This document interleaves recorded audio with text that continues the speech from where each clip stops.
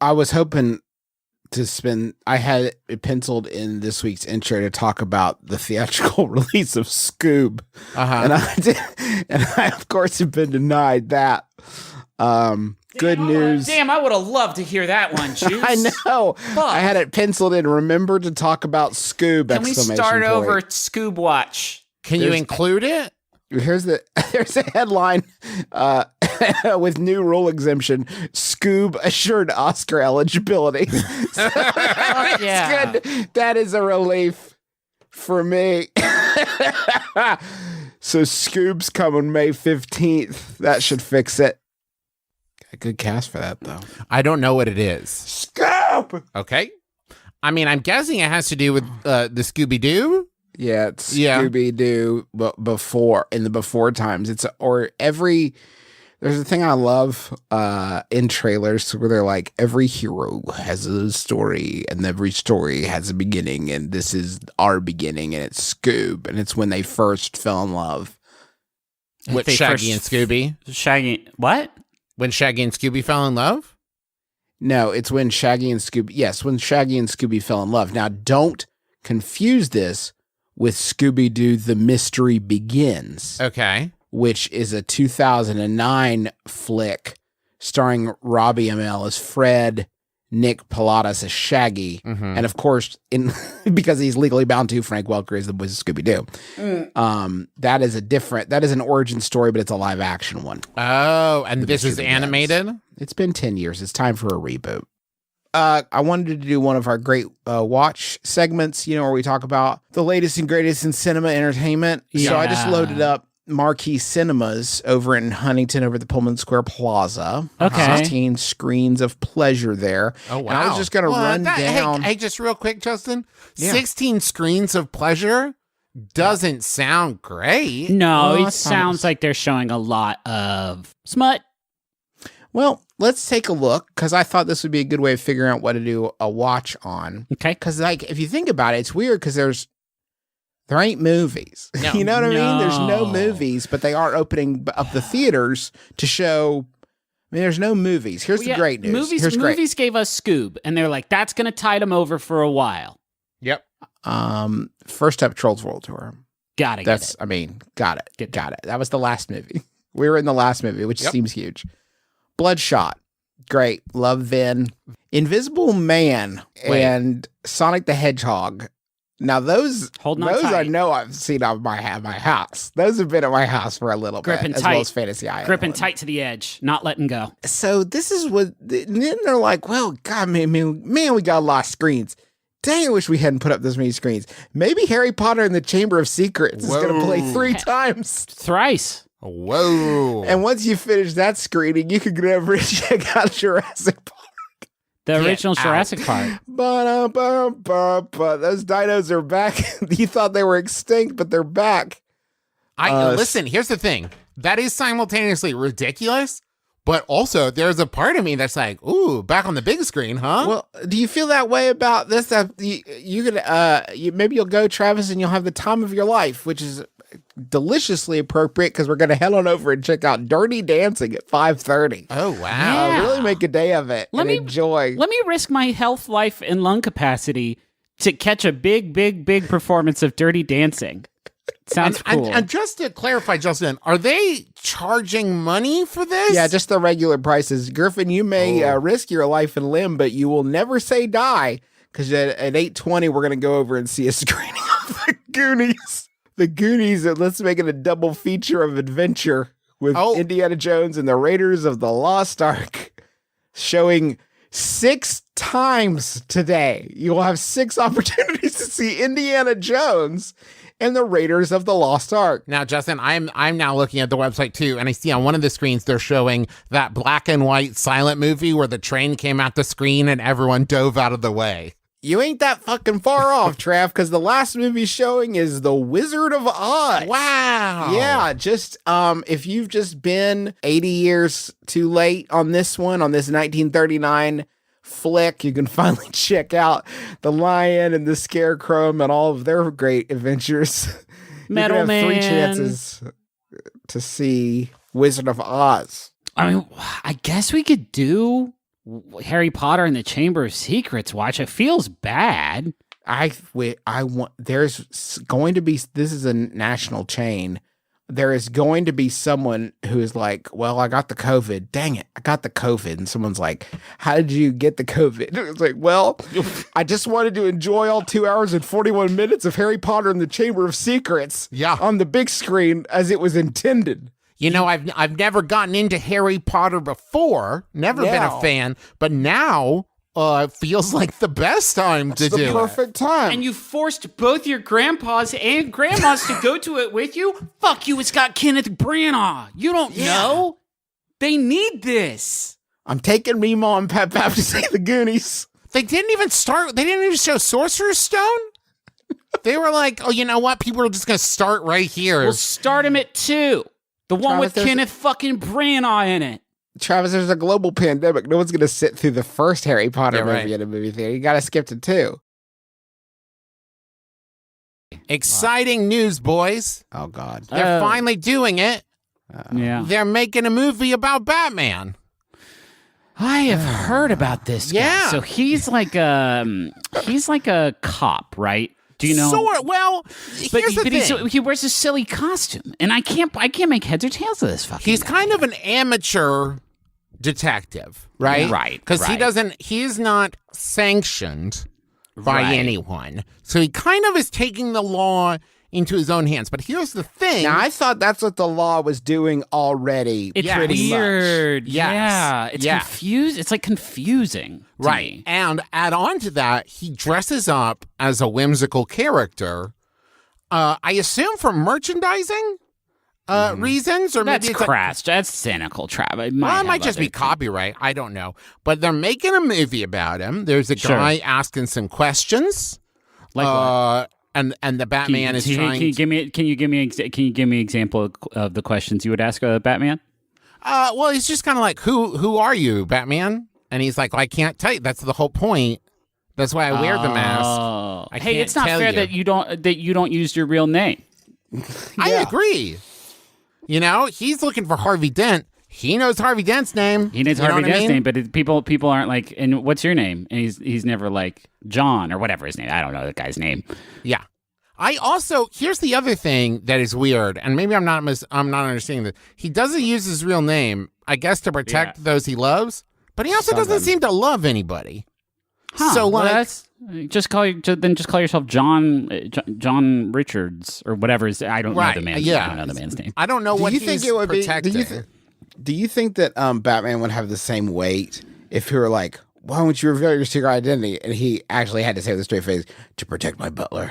Yeah, right? I don't want it. I have a really nice house, and He's wealthy. I have a nice house and a cool butler, and I don't want either of them to get messed up. So what's I'm worried that people will throw eggs at my house. What's he got? He's got like strong bones or like hover jets or... He's got good brain. Oh. Yeah, he's got a real good brain, and he's got some cash on hand. He's got a lot of liquid assets. Don't you think that don't you think criminals would be like even more intimidated if they knew that even if they beat the Batman up in a fight, he could still buy their grandma's house and knock it down? Or at the very least, he probably has access to high-powered lawyers, you know? It's the Joker beat up the Batman again, and now Batman is suing him. Wait a minute. And he's going to put him in jail for damages, for his negligence. Now, hold on. You're telling me this guy knows the Joker? From the movie The Joker with Joaquin Phoenix? They know each other in passing. They have a certain familiarity with one another. I wouldn't say they're intimate. I'm reeled in, man. I'm all in. Now I'm in. You remember in The Joker, a couple times he met the little kid dressed up like a bat? Yeah. Well, he doesn't grow out of it like everybody in the movie says he's going to. He just sticks with it. This is a spin-off. This is a spin-off. Yes. It's a spin-off of The Joker. Maybe I don't know, spin-off, a sequel. They're going to make a sequel to The Joker, right? It seems inevitable. They got to. It made $1 billion. Can I give you guys I'm going to give you guys a pitch. Okay. Jokers. Oh. Huh. And yeah, and so he just makes other ones by biting them. He finds common criminals, bites them, turns them into Jokers, creates an army of Jokers. Isn't this one of the games? I think this is a Batman Arkham game. Still no Batman. No. There's no Batman. He just makes more and more Jokers, and they get more and more powerful. And then if they, let me ask you a question, Justin. Yeah. And just to like punch it up a little bit and add a little bit of that Griffin's zest and spice to the pilots you're always whipping up, is if those Jokers bite other people, do they then also become Jokers? Yes, you're getting it. That's a little bit. You're getting into Act 3. That's good. I did want to reserve some of this for our pitch meetings, but yes, that is. We could do and we maybe touch on a live wire right here, but could have a little bit of like coronavirus commentary. Okay. Oh yeah. Wait, hey, can we punch up a little? Can I punch up a little bit? Can I just do a little punch up? Wait. I just want to stick with this coronavirus. No, I'm going with it. No, but I just want. I got popcorn. The masks have big smiley faces on them. Okay. What if the ending is that now he sees the evil he's created and he turns good to fight the other Jokers? No. So maybe he and Spider-Man team up and they fight Carnage together. Can you stop saying dumb shit? What if the Joker turns into Batman? Shit, that is good. The Joker turns into Batman at the end of Jokers. And it's like, this is where I came from. I have to set right what once went wrong. And then Alfred turns into Joker in the past. Okay. That's what's the hardest is Batman's got to stake Alfred. Yeah. But it's a time loop thing. And like it's a whole thing. And Jeff Goldblum is like, you're selling it. Turns out Alfred's biting people and turning them into butlers. Which is peculiar. Hey, hold on, let me just step out of the bit for a second. Who is Zack Snyder and why should I care so much about this man's cut? I will admit to not watching any of the DC superhero movies since I did see Man of Steel after drinking 2 mimosas and promptly fell asleep for 1.5 hours in a movie theater. I fell asleep after drinking too much booze in Man of Steel too. It's a fantastic experience, bad film, and from what I can tell, the rest of them have been quite bad too. So as I can tell, Zack Snyder is either the writer, director, maker of some of these films, and people really think he got the shaft on his cut, which I guess means the edit, or there's extra bonus scenes with Superman, but he's bad. I don't know, man. I can explain it to you. Please. You know how everyone... But do keep it short. I feel like a voice box for our audience, and I only barely give a shit about this. Okay, I can explain it in like 30 seconds. Okay. You know how everyone walks out of every movie saying the problem with that movie was it was too short, and that's why it wasn't good? And I would like that movie more if it was like an hour and 20 minutes longer? Yeah. That's the Snyder cut. It's almost 3 hours long. Fuck yeah, baby. That's what I want. Yes. And they added in unfinished scenes that they spent $30 million to finish. Okay. All right.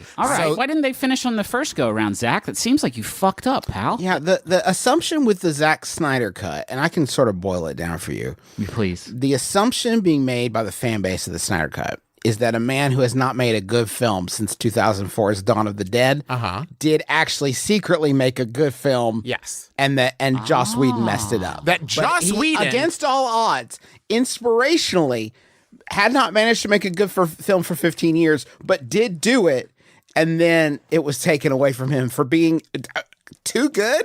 Is this fucking Dollhouse guy? The point is that Joss Whedon fucked it up real bad. Fucked up the work of the director of the Legends of the Guardians, the Owls of Ga'Hoole. Yes. Is that the visionary behind Sucker Punch would have nailed it, but instead, Joss Whedon...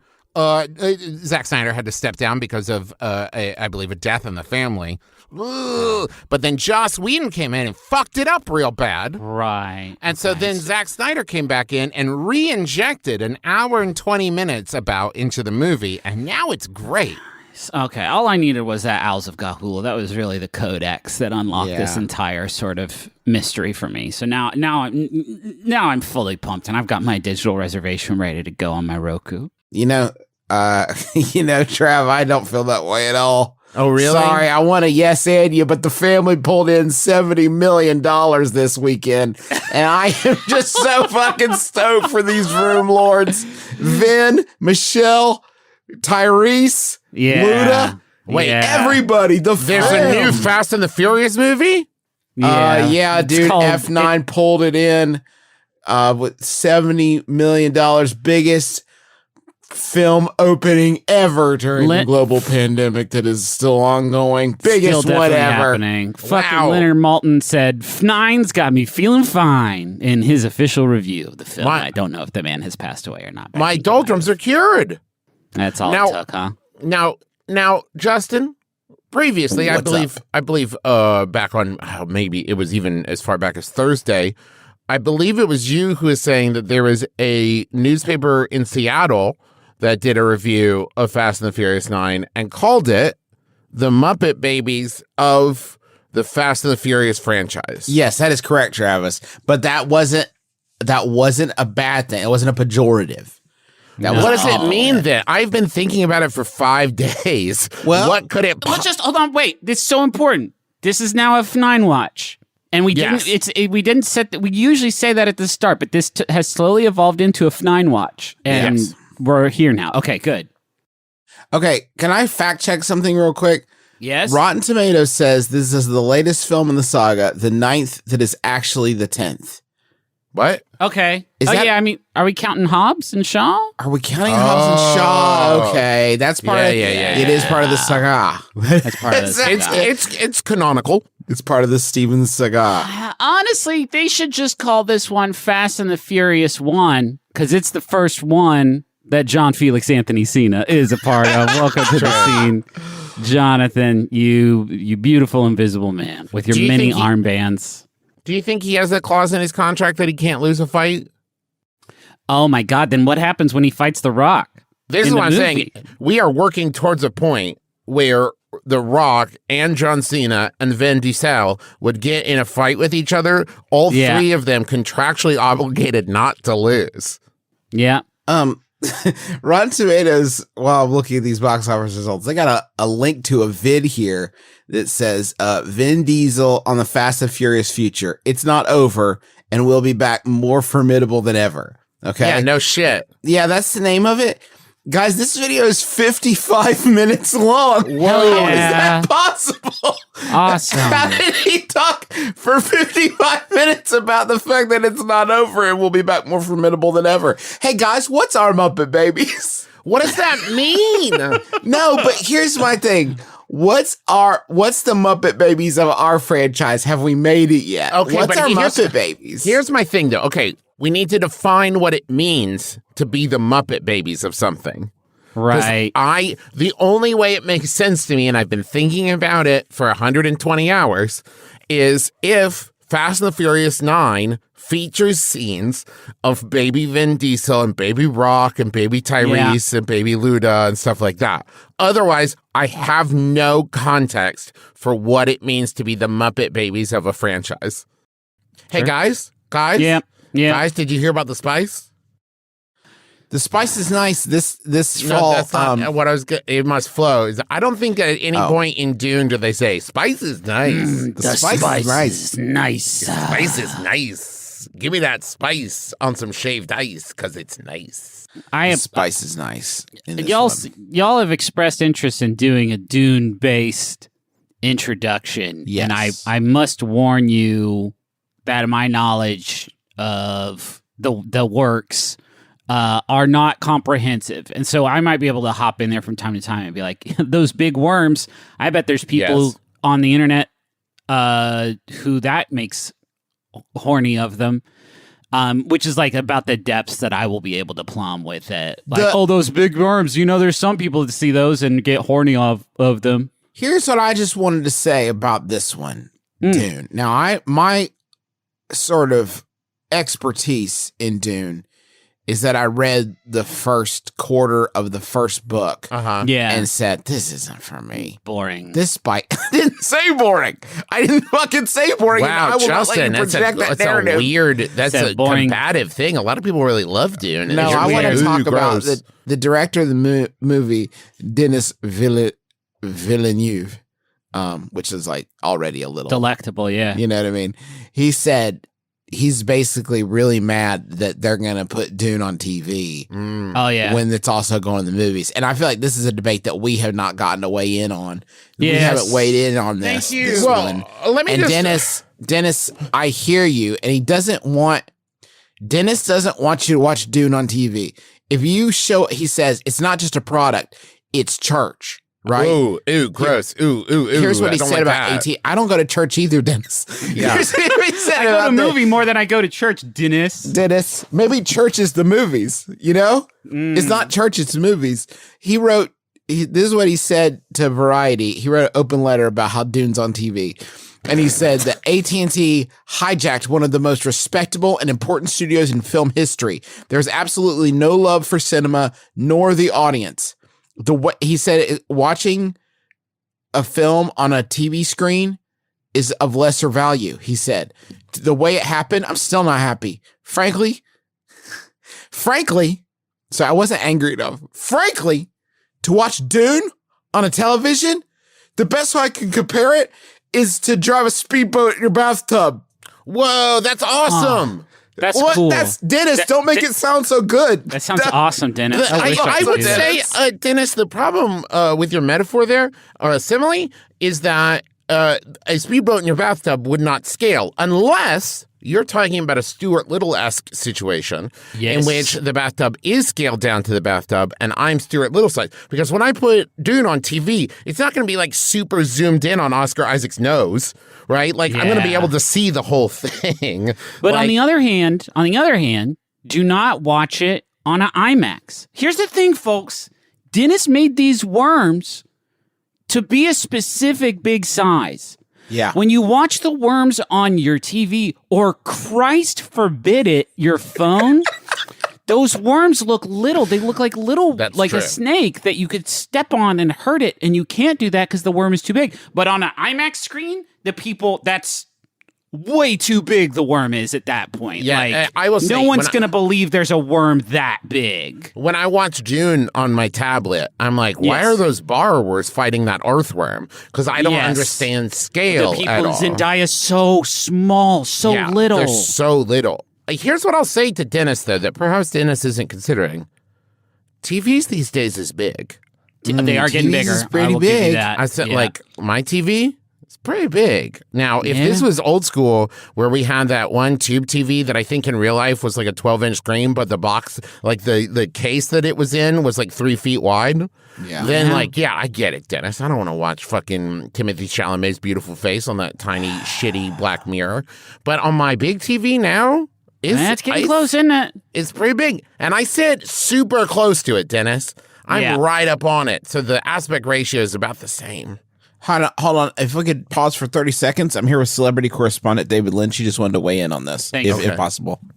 Now, if you're playing the movie on a telephone, you will never in a trillion years experience the film. You'll think you have experienced it, but you'll be cheated. It's such a sadness that you think you've seen a film on your fucking telephone. Get real.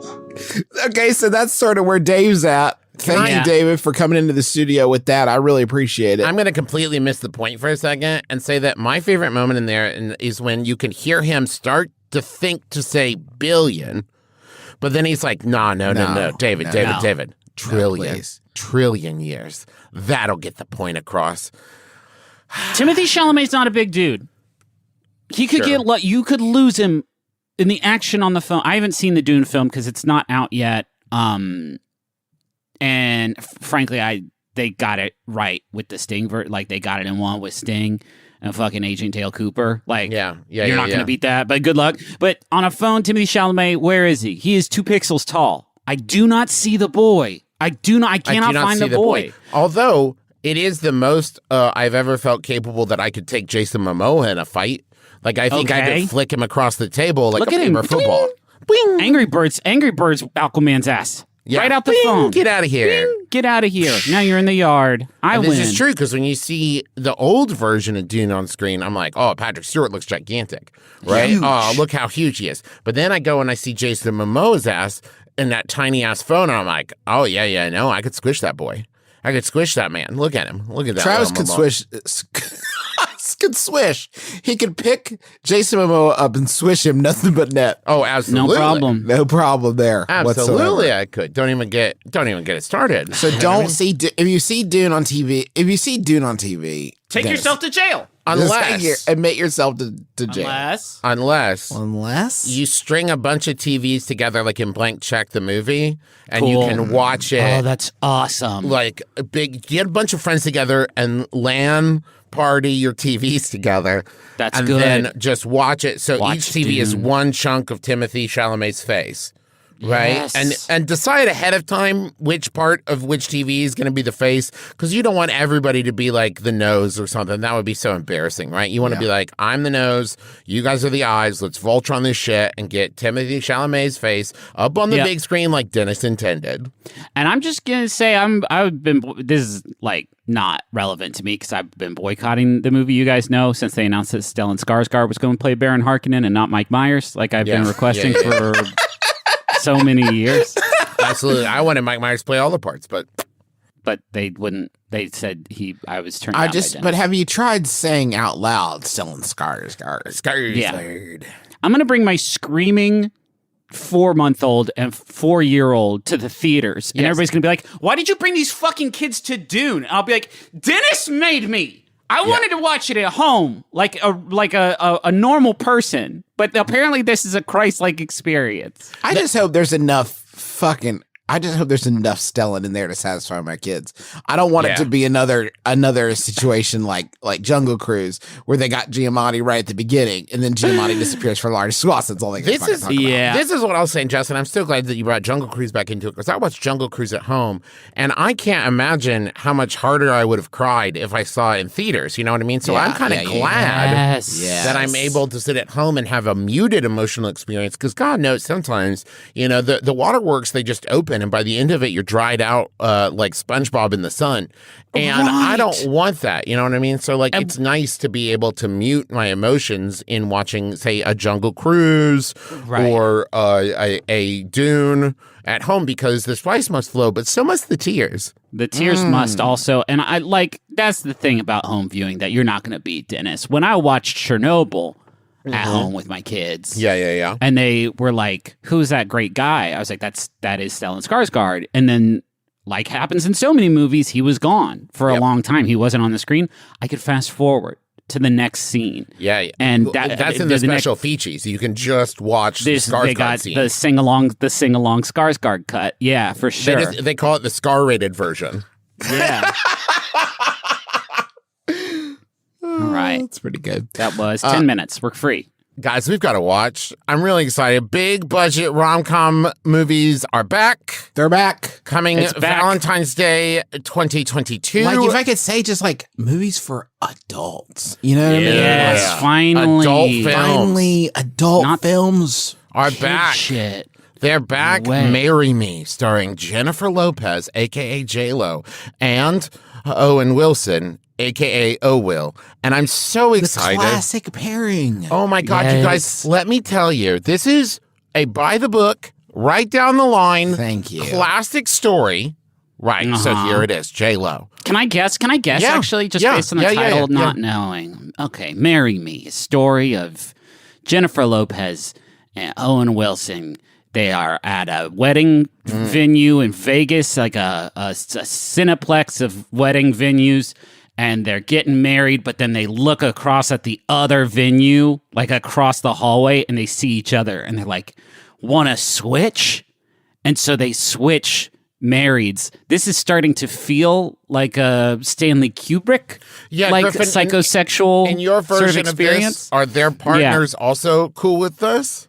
Yeah, they love it. Oh, okay. They're cool with it. They definitely like it. That's actually less than the actual Marry Me plot.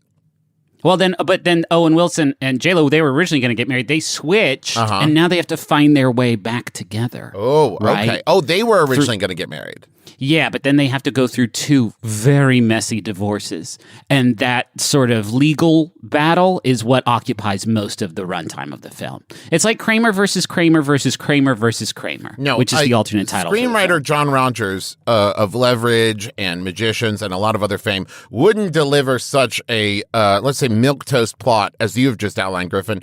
The Marry Me plot. Oh, is it John Rogers? You know that he's a fan of the show, right? What? Yeah, I did. No, I know.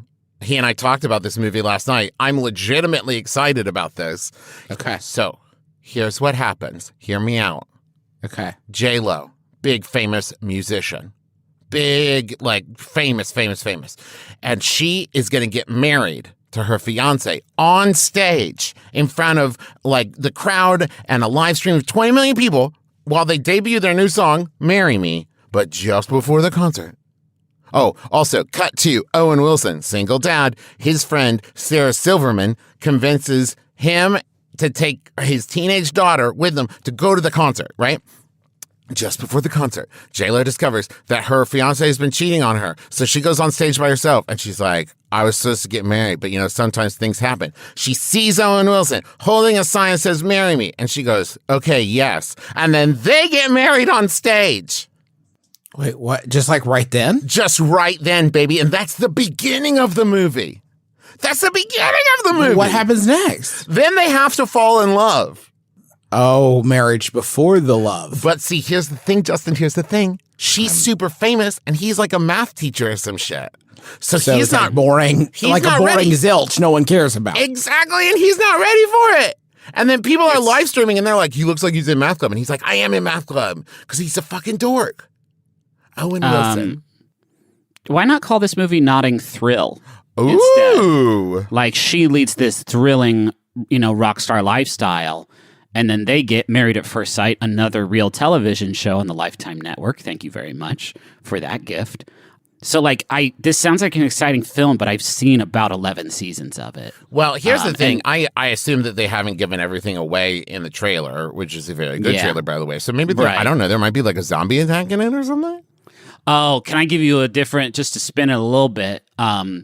She looks out and sees someone in the audience, and she's like, fuck it. Yeah, let's get married, you. And Owen Wilson's like, yeah, and he gets up on stage, and she's like, no, not you. Oh, twist. the big hunky boy right behind you. And it's Vince Vaughn. Who should walk? It is the hunkiest boy, Vince Vaughn. Classic current movie heartthrob. Yeah, they're back together, him and Owen Wilson, the dream team. Fucking Dr. Hardbody, Vince Vaughn.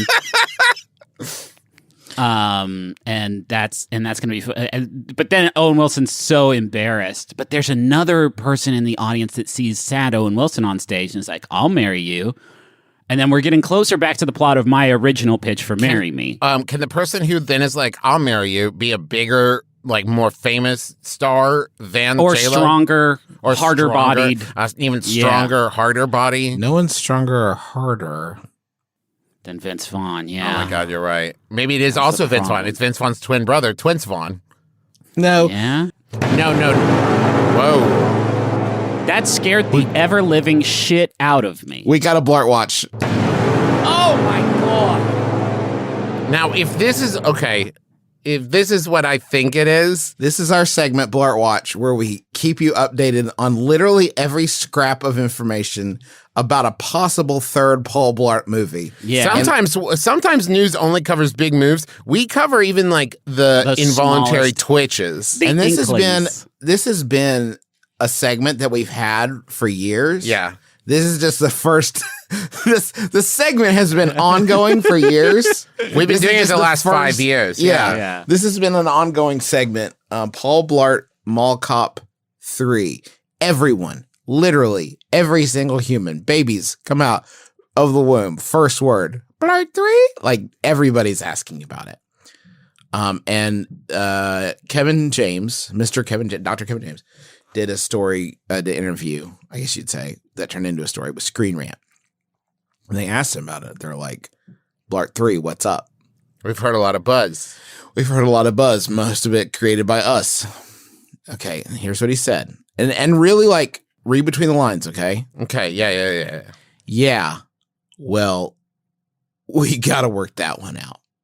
I would love that. I don't know what the story is yet, but it was so much fun shooting in Vegas. That was a great time.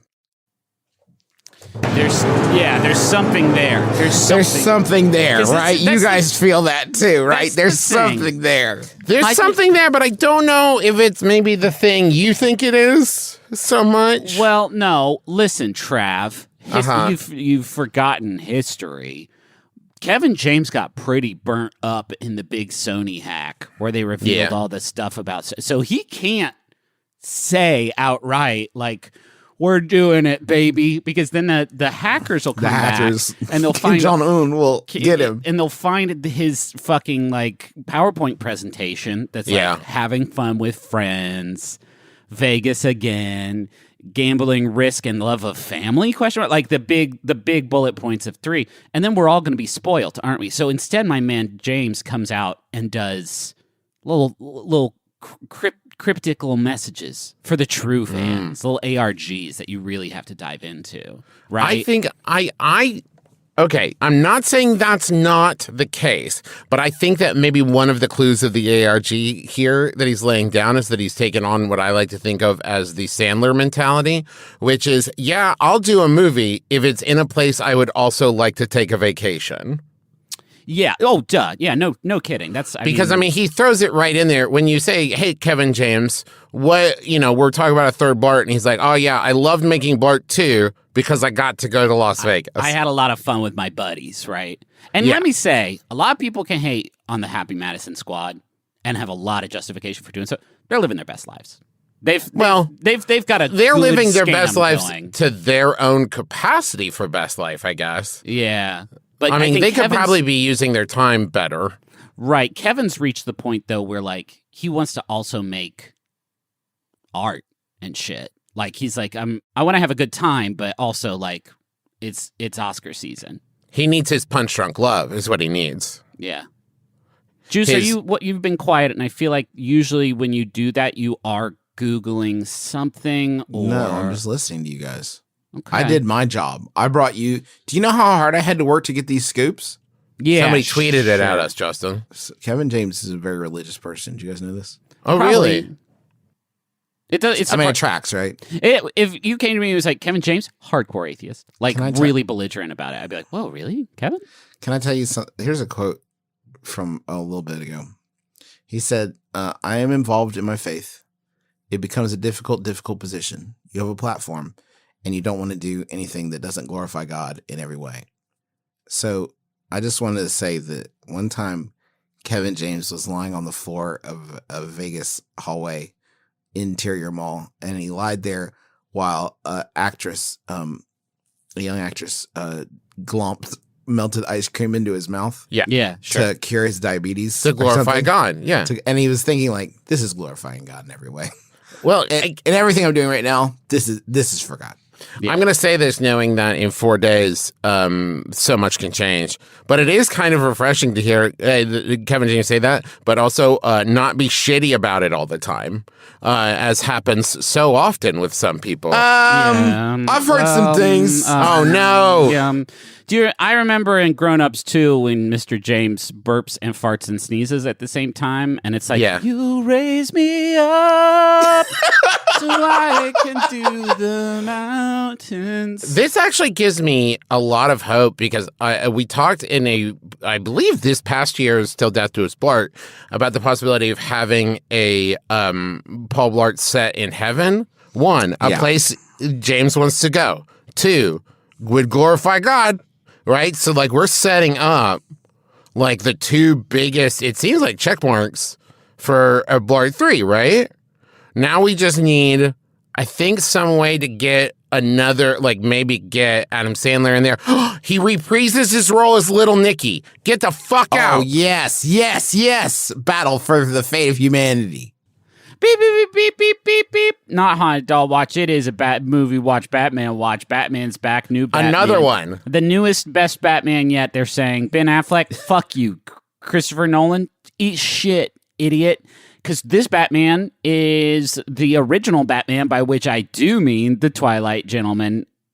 He's the Batman Pattinson. now. The Pattinson, if you will. Rob Patz is up in it. He's the new Batman, which is funny because he was a Batman before. Oh, I see. Because he's and a that's vampire. the first joke has been said about that. And that's thank you. Fucking great. That's fucking real great. quick, I want to highlight something wonderful about Robert Pattinson. I'd love to.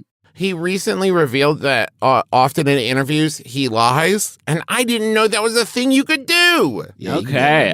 I didn't know that when an interviewer is like, "What are you working on?" or like, "How's it going?" You could just be like, "I'm in 6 movies" or whatever, and like nobody checks it. I like when he tried to describe the plot of Final Fantasy VII to Zoe Kravitz during an interview, and she was like, Why do you think I give a shit about that, Rob Patz? Anyway, he had an interview once that he wanted to open his own spaghetti restaurant. that's good. That's good too. good. He's having fun out there, but you know who's not having fun? Paul Dano. Oh, Well, yeah. wait, Paul Dano as a person? He might be having fun. He might be, but he's the Riddler this time around, which is such good casting. Because when I look at that man, I think he's got some twisted shit up in there. What a mystery. What puzzles do watching- you have for me? We were watching the Snow. Yeah. And he was in a skit where because they had Zoe Kravitz, the Catwoman, on there, and he was in a skit where he popped out from underneath the couch. Funny. In this skit. It was funny. And he was like, I don't know, remember what he said. He had a joke. I'm looking for change. Let's just say he said that. And my wife, Sydney Smurl McElroy, who is not super duper plugged in Yeah, to sure. culture, said, "Now who's that?" And I can't. And I mean, it's Paul Dano, right? Obviously, and Yeah. but it must have been so weird to have someone pop out from underneath the couch. Yeah, that you who don't have know who it no is. frame of reference for. Like, why is that man? Why is that Paul Dano looking guy? Love Paul Dano. Doesn't look like a Love lot Paul. of the people you would see on Saturday Night Live or television or the big movie screen. But he's having a tough time of it because he is playing Riddler. And he did an interview, and we're talking about a lot of interviews, but this is an important one because he was talking about how the Riddler playing him and inhabiting him and being him fucked him up so bad. Oh, Paul Dano, you forgot to act. Oh, He said- Paul, you got to act, my dear boy. He said there were some nights around that I probably didn't sleep as well as I would have wanted to because it was a little hard to come down from the character. Takes a lot, My God. takes a lot of energy to get there, and so you almost have to sustain it once you're there because going up and down is kind of hard. And What? what I felt was the opportunity that director Matt Reeves was giving with the villain in this film was more real, potentially more terrifying. My head was just throbbing with heat, he said later about being encased in plastic wrap. I went home that night after the first day and I couldn't sleep because I was scared of what was happening in my head.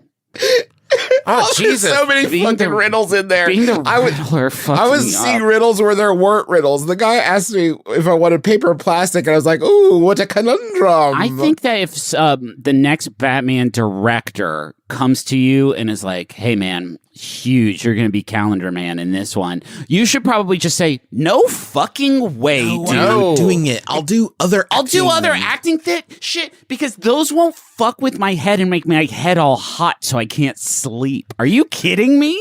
Do you think that there's a time where Danny DeVito was like, I can't get the penguin out? I'm more penguin out than of there. Danny DeVito at this point. He was a pleasant man before the Penguin was. happened, and Now now he's he's grouchy a little bit. cantankerous because the the Penguin did make his head so hot. Fuck. I also just want to take this second to apologize to everybody who I ruined the Batman for. Yes. Because they watched it and the Riddlers and all they think of is Riddle Me Piss. I'm Yeah. so sorry. This was not my intention. I apologize to Paul Dano, Right. the entire Dano family, the Sure. Dan family. Well, the whole Dan family, I feel like that if he is a serial murderer in the film, though, and I do feel like if you The murder, Riddler? yeah, and if you murder a lot of people and ask some riddles here and there, they should call you the murderer. The murderer who does riddles. Yeah, maybe like the question mark murderer, maybe. Or like murderer. No, I was going to say murderer question mark, but that implies some ambiguity. It does. You are kind of burying the lead a bit. the thing you have to know about this guy is he loves conundrums and delicious twists. Oh, that sounds It's fun. Yeah, there's also a little bit of murder on a lot of it. A lot of It's like a serial of. Does he murder more than he asks riddles? Yeah. They didn't call him the fucking more. Zodiac Puzzle Man. They didn't. Yeah, that's true. You know what I mean? They're not is the code boy. Code Master. No, he's a murderer kind of first. The killer. Yeah.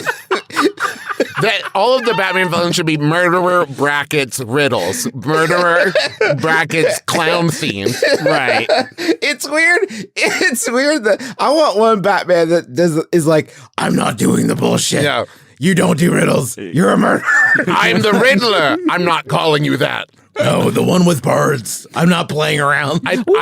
I'm so busy. Do you think I have fucking time? I'm really busy. I'll ask you this, Batman. What can you put in a barrel to make it lighter? You're strangling someone, right? I'm going to stop you strangling him for a moment, and then we can address the riddle you've asked me. The answer is a hole. I read this one in highlights when I was 8. Please stop strangling the chief. Chief, are you cool? Okay. Not really. It's a hole, Batman. There is a hole. Give me a second. I was going to get there. I want to do it on my own. Ask me another one. The doctor was his mom. Fuck. Oh, this fuck. sucks. Being strangled sucks. Stop him. He's Paul Dano. Batman, get him, please. Batman's doing great at sure. the theaters. We need right? him. And, well, can I just say that it does confuse me a little bit? It surprises me a little Oh, Okay. because we've had a lot of Batman films. we have? There's been a lot of Batman films, and it is weird to me because this one happens to be 3 goddamn hours long. No, Yeah, no. I don't understand. Listen, I'm a nerdy guy in his early 40s.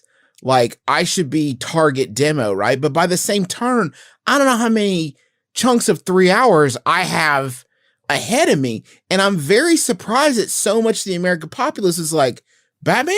Let's go, Yeah, baby. I'll take 3 hours of that. Sure. Let's go. 3 hours of the Bat? I love it. Give me a Heath. 3 hours, though? It is weird to think that it occurred to me we have more living actors who have portrayed Batman than there are living presidents. And that is wild to me in my lifetime, in one generation. Yeah. More Well, Batman than presidents. presidents keep fucking beefing, though, don't they? Yeah. But like we got 7, if you include the prominent voice actors, which Yeah. you should. We've got 7 Batmans. Well, this but then, Batman film is, can I push back against something? The Batman film is rated PG-13, and he's a serial killer. So what does he Wait, say? Batman like, is? No, the Riddler. Oh, It's like, okay. how does that portray? Like, well, I oopsed a lot of people today. I solved a lot of people. I put them in a closet. I unlocked their chests I with unlocked my their- gun key. This is getting too grisly for PG-13. For a What did second, you do to those people? I can't tell you. That's the riddle. tell me. I really can't. we don't know what happens after death, Batman. That is the afterlife is the greatest riddle. Great mystery riddle.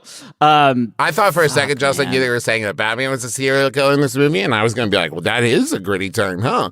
That would be a weird change if the Riddler looked at Batman like, you have to calm it down, my dude. I love Mac McElroy, but the man's been texting me, and he's like, you want to do Batman today? And like, guys, I do legitimately have, like, even when I do have a very little bit of free time, Yeah.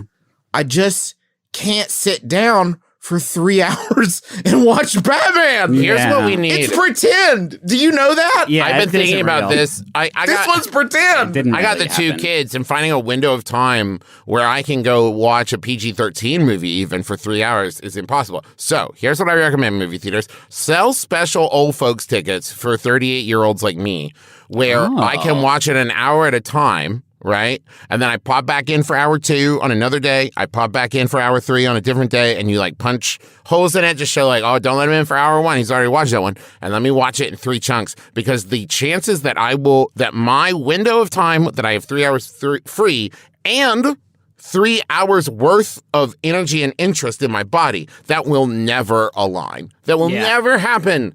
We're So please let me watch the movie in chunks. Or just All right. let me watch it at home, because we've been doing that the last 2 years. It's pretty great, you It's guys. pretty good, guys. Like, we get it. Like, you gotta see the big worm when it's big. Yeah, but I'd rather see it small than not see it, because it doesn't have a Paw. Does Dune have a Paw Patrol Timothée Chalamet? It doesn't. Then I can't actually go see it on the big silver screen. Unless you put it picture in picture on the big silver screen, and the big picture is Paw Patrol, and the little picture is Dune, and I have one headphone in and the other one out, so I can go, more popcorn? Can we pause Dune? Yeah. Can we pause Dune so I can go get my child more popcorn because they dumped theirs on the seat in front of them like an idiot? Anyway, Batman, get there. 3 hours of good times having fun with our friends.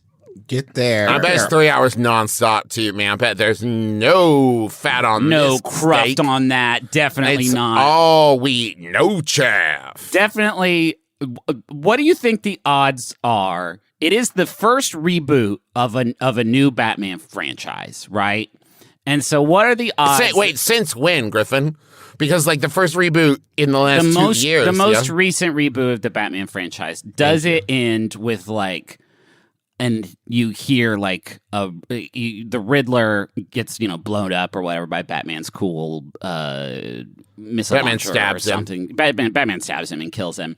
But then in his pocket, what does he find? It's not a riddle. It's a picture of a clown, because Joker's the next one. Like, it's got to be something like that, where it's like, oh, I've decided to move on from riddles. Now I'm doing jokes. And then in the next movie, Paul Dano's going to play the Joker, and he's going to be. We can't recover from. We won't be able to salvage Paul Dano after that. There will be too many broken pieces of Paul Dano to try to glue him back together if he plays the Riddler and the Joker. Can you imagine? They should let him play Batman next to balance it out. Yes. Or like Superman. Let him play somebody who's like super light and fluffy next. Okay. And it's just like, if you play a Batman villain in a great Batman movie, next you get to be like Captain Shazam. Shazam. There you go. You get to be Shazam next. Fucking Levi, or whatever his name is, like every day rolled up to set, like, do. How you doing there, Zach? Pretty good, man. I'm Shazam. I'm Shazam. I got nothing to worry about. Are you sure you're in the right headspace to play Shazam? I just won Mario Kart. I'm in a great headspace. Paul, are you okay? You look like shit. Nah, man, I couldn't sleep last night. The riddles made my head so hot. Here, just take a break playing Mario Kart. I can't. Don't you understand? Can't. To turn my mind away from the riddles for a moment is to betray my sacred charge. Anyway. Despite, listen, a lot of people were hoping that Joaquin Phoenix Joker would show up. Oh, that's what Batman. It is then. Then Joaquin Phoenix like fucking moonwalks onto the screen during the credits like, catch you next time, Bats. But I have an article here from Game Rant that explains why it can't possibly happen. Oh, shit. So I want to run through just so you guys are prepared for the different. Okay. So in 2019's Joker, the Joker does not even face Batman, and in fact operates in a Gotham City that appears to be without the Caped Crusader. I have noticed that. Yeah, that is you notice how Batman's not in it. I did notice. Actually, reference Bruce Wayne as a young boy. So that's that they don't have one. So here's the first problem: high tech versus no tech. Oh yeah. He has being a billionaire gives one access to technology that the rest simply cannot. Yeah. Wait. Hey. Sorry, article writer. I'm sure that there's some good insight in here. But yeah, you've just summarized the whole point of Batman as a superhero. In the Batman's new trailer, Batman uses one of his gauntlets to electrocute and take down an enemy combatant. Conversely, Joaquin Phoenix Joker barely knows how to shoot a gun. If the two were to meet in combat, the fight would be over with one use of Batman's grappling hook, batarangs, or a few punches. The scene would barely be enough to fit a trailer, let alone an entire film. Next bullet point. Batman can fight. The Joker cannot. Yeah. Yeah, that's a great point, too. Shit, I didn't even think about any never of this. Is there a scene where Batman and the Joker fucking duke it out. Phoenix's Joker is easily kicked to the ground by 3 smug civilians in white-collar clothing. How would this iteration of the Joker fight against the greatest melee tactician in Gotham City? He simply would not. Next point. Batman is young and physically fit. The Joker is older and not physically fit. We get it. The Batman would kick the Joker's ass. Can I read? Here's another interview with fucking Number 4. Joaquin. The number Joker's 4. allergic to Batman. Here's an interview with Joaquin Phoenix where he's talking about playing the Joker. As humans, we're so malleable. It's probably how we survive and adjust and adapt. When making a movie, my whole life changes. I go to a new city. I'm living in a new place. I don't have any photos from home or anything that reminds me of my life. I don't know that you know how it changes you or whether it does, but I certainly don't have any great actor stories about having nightmares or stuff like that. Honestly, I had so much fun making this. Meanwhile, Paul Dano... His brain is hot. Scrambling in the His head's hot corner. from the His head's riddles. so hot. His pants are so wet from nightmare piss. Is someone stopping Joaquin Phoenix from bringing photos of home? Yes. You could. Hey, Joaquin, you could. You got to take him off the chain and just turn that dog loose. What you know a weird I mean? thing to throw out. Like, I'm in a new city. I don't know anyone. I don't have anything that reminds me of my life. I have a phone. I burn my driver's license. I bury all my clothes in the desert in an unmarked grave to signify the death of the old me. I'm Basic completely stuff. off the grid.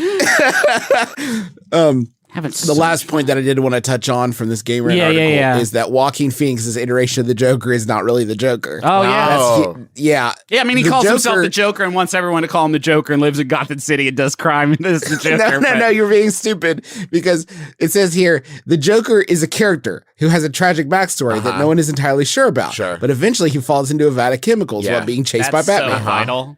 He emerges physically and mentally warped, becoming the Joker. Sure. He is not just a clown in face paint. Yeah. Well, okay.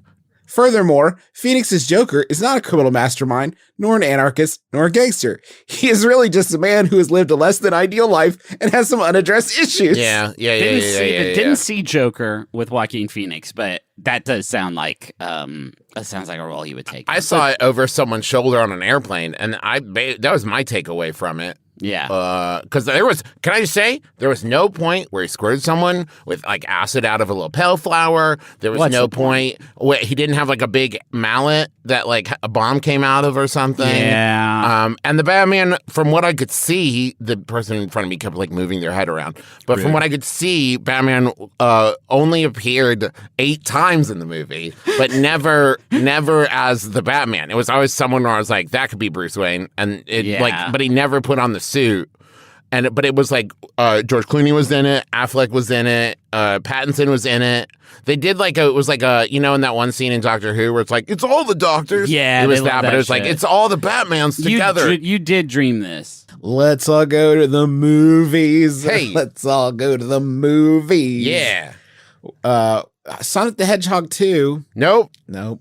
Here's That's not the it. thing. We actually can't do that because I'm genuinely very fucking stoked. Yeah, we can't talk about that. Stoked. But there's no reason you can't be stoked and also do a watch. We don't do watches for movies that we're not stoked. I mean, Well, Justin, let me ask you a question. Why are there no vampire movies? Why are there no superhero movies? Right? Well, Yeah. good news, Justin. Don't even fucking worry about it. You worry, fucking wart. dummy. Yeah. You dumb ass. You don't need to worry about that Why shit is this anymore happening? because now we got us a superhero vampire. No, not Blade. You silly boy. No, you silly boy. Not Blade. Not the Daywalker. Why? Checks notes. Morbius, of course. Morbius is here, and oh man, his teeth are very sharp, and it is Jared Leto. It is Jared Leto. Jared Leto. And did you know it's an autobiography of Mr. Leto and his life and his challenges, his blood disorder, and the magical means he went about getting Dracula powers to fix it. Somebody saw Jared Leto in his turn as the Joker and said, we should put that guy in more superhero movies. This is where it's hard for me. This is where I struggle because Jared Leto appeared in the Suicide Squad. Yeah. And everyone said That sucks. that sucks. Let's give him. Also, not only sucked on screen, but ask anyone who apparently has ever worked with him, sucked off screen. Yeah, all listen. around it. I'm not here to delve into the lives of our Hollywood stars. We should be happy for whatever they give us. No, we saved that They for are our beyond other. questioning, beyond judgment. Oh. Yeah. Okay. So Jared Leto is in Suicide Squad, and everybody's like, "Bad job. Let's give him one more try." Yeah. And then he's in Birds of Prey, and it's and in that one they're like, "We actually are going to cut these parts out." Like Yeah. we're not going to use these parts because it's pretty rough. Actually, we would like you to go. We've got new Joker, and we'd like you to go, please. Yes. And Marvel sees this and is like, well, we do have one we don't really care about. They called Jared and said, "Hey, Jared, when God closes the door." Technically, this would be Sony. Yes. Not Marvel. This is the Sony Spider-Verse. Sony was browsing through the thrift shop and made themselves a pickup of Mr. Leto. And they said, fresh off House of Gucci, get over here, friend. You're a vampire now. Pass the Gucci right over here. On the left-hand side. On the left-hand side. Thank you so much, Jared. So Now- what's the film? You're a vampire. Right, what's the film? I see. A good Jared Leto joke. That is a good Jared Leto joke. What is Morbius about, you ask? Well, it's about it's the Sony Spider-Verse, and it's about a superhero who's a bit of a bad boy, a bit of a loose cannon. He's out there at night doing some spooky stuff, scaring the people. He's got urges. I know what you're thinking. I've heard about that one. No, this is a different one. Because this one is not starring Tom Hardy. This one's starring Jared Leto, and that's the main difference. Yeah. I wish it was another Venom movie. Jared Harris is in this. You remember him? Too many Jareds. Well, this is Jared Harris is you remember him? He's a great actor from Mad Men and many other things. The Crown. Fringe. My favorite film critic, Mark Kermit, said that Jared Leto has never been the best actor, and now in Morbius, he's not even the best Jared. Nice. But listen. Okay, no, you listen. No, you listen. I'm looking at the Rotten Tomatoes page. Don't. And here's a quote. Let's not put a number on it. No, it's not a number. This is just an idea. No, it's not a number, Griffin. It's the Scorpius. This is a quote from Ian Simmons. The further I get from it, the more its flaws seem crippling. But I admire the spirit that Espinosa and company brought to the project, which I'm convinced was nearly destroyed by a meddlesome and cowardly studio. That is a positive. That is one of the positive reviews. That's one of the fresh reviews on Rotten Tomatoes. Now, we all know that he got way too method when he was playing the Joker. And listen, like, you can judge him all you want, but talk to Paul Dano, and like we know how twisted that shit can get, and so I'm willing to forgive that. But all of Paul Dano's was inside his head and it made his head hot. Where Jared Leto's was like, I'm gonna put some fish places or whatever. Like, yeah, exactly. I'm gonna kill that person's dog, my co-star. But it's because I'm the Joker on its method. And I also, you didn't even let me finish my point. Okay, go ahead. In this one, he got method by his character has a blood disorder that gives him chronic pain, and so to stay in character, he would walk around on crutches very slowly everywhere on set. And the bathroom breaks were taking a very long time, and so This is real? This is a real one. This is an interview I'm looking at with Daniel Espinosa, the director of Morbius in theaters now.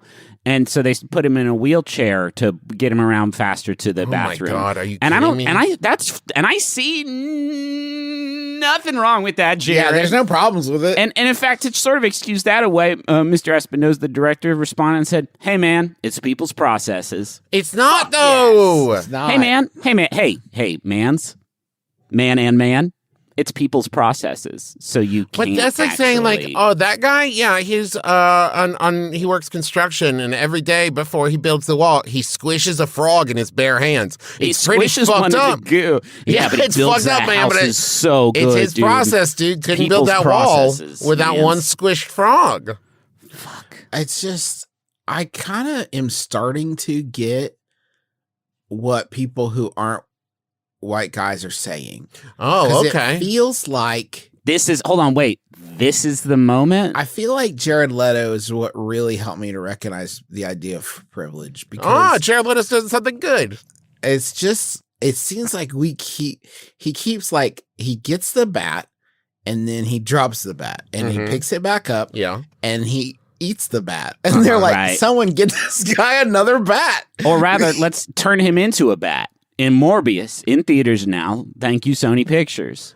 Jared Leto, this is great because there's a Venn diagram happening here of Jared Leto helping Justin realize what everyone's saying about white guys, and also helping me like lose a little bit of my strength in defending actors when people are like, actors are so out of touch and they're fucking shitty. And it's like, no, man, like they're people just like us. They're stars. They're just like us. They're doing it. And they're like, what about Jared Leto? And I'm like, well, fuck. Okay. Well, fuck. Okay. Yeah. I mean, he is kept in a big white egg pod. But between films where he can just dream his wonderful dreams. Jared Leto uses his acting career as an excuse to indulge in his real love, being an asshole. Being a big butthole everywhere he goes. Hey, who the fuck is Morbius, though? Because I know a lot of shit about comics and nerd shit. I don't know this dude from Adam. Who is Morbius? You from Black Adam? You don't know him from Black Adam. From Black Adam. Who is Morbius? Well, you know, Griffin, how in Batman... somebody who thought it was really funny said, what if Batman fought a guy named Man-Bat, right? Yeah. And then somebody said, that's not funny. It's super fucking cool. And now Spider-Man has one of those too, and he's called Morbius. But it's not Man-Spider. No, that does exist, though. Don't get it twisted. Okay, but but not in this one. In this one, it's Dracula. And is there a scene where he fights the sweet Tom Holland boy? No, this is not that. He's in the Venom verse, which does cross over in the multiverse, but is not the same verse as the Tom Holland verse. God almighty. I love it. I love all this nerd shit. It's like hey anything's guys, possible. hey guys. And I'm talking to everybody, not my brothers, because they get this. I get it. Yeah. Vampires? The royal guys. Vampires are bad. Yeah. Like, can we stop? Like, Yeah. do you mean they're evil or they're dumb? They're evil. They're bad. They kill people for food. They kill Trav. people for food and This sport. is true. This is true. This is true. It drives me up a wall with this. What's the woke culture trying to fucking defend these vampire? When you cast someone with the likability and charisma of a Jared Leto, I know what you're trying to do. Yeah, we get it. We get it, right? It's like when they made Jim Carrey Dr. Eggman. Yeah. They're trying to make me think he's very funny and silly, and he's not. He's wants the bad to kill guy. animals. Stop tricking Speaking me. of, they made that Pattinson fellow another Batman, but Thank he you. didn't vamp out once in that whole movie. I watched it, and it's 3 hours long. There was plenty of time in which he could have been a vampire at one point. That's ridiculous. And can I tell you guys something? Just a side note about Batman. Please, Travis. Wait, Travis. You have subjected us over the last week in pre-recording times, which is special family times, the only time that we really check in on each other on a personal level, we really telling us about how you do not like the Batman I don't want to movie. hear how you And don't like the Batman movie. This more. is one thing. This is so I important. don't actually want to It's hear so important. The movie is 3 Okay, hours. wait. If we let you do this, then we get something in the future. Yes. Do you, Like, Okay. this is All we right. actively don't want you to talk about Batman and how you don't The like Batman, it. please. The Batman on the podcast. So like that means that like in the future I'm gonna want to talk about some shit that you guys aren't gonna want to hear about. Deal. But I will How's get that to. fair to me? Well, no, Juice, You'll you have get one too. You get one too. Okay. So if you want to talk about Cash Solitaire and how like deep in the pockets you are, then you can do that. And I'll find some. I don't know. I'll find some. But it has to be as short as this thing I'm about to tell you. Okay. Yeah, it feels like the preamble may have extended Yes. this bit longer. All than right, let's hear it. The movie is 3 hours long, and they have the gall to then also have a post-credit scene. That's nothing, Trav. They've been doing that for a long time. How do you Everyone make? has to do But you that. have a 3 hour movie, and then you're like, but we couldn't squeeze this in before, so now it goes here. It's not about. It is to me, Griffin. They expect me to sit through the credits after a 3 hour long movie to see 30 seconds when I know YouTube exists. Then why don't you walk out with a sweet treat in your mouth? Huff my butt. Okay. Well, I Okay. didn't make the decision, so why don't I you redirect can't that wait to anger? see Morbius. Why not Morpheus or Mobius? When they make a second one, will it be Morebius? Oh, that's good. Yeah. Does Tom Hardy make an appearance in this one? Because that would be the thing that would actually pull me into the theater.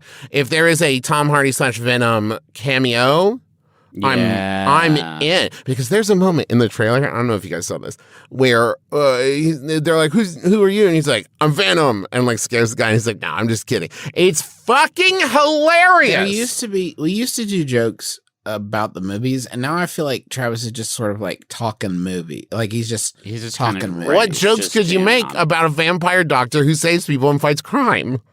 My wife didn't approve of that, by the way. Oh, because of the fact that he's a doctor who also does vampire stuff. yeah. She was so upset that she doesn't want to see Morbius, or at least I'm assuming that's the reason. Is there? She keeps turning me. She keeps saying no, not with $1 million.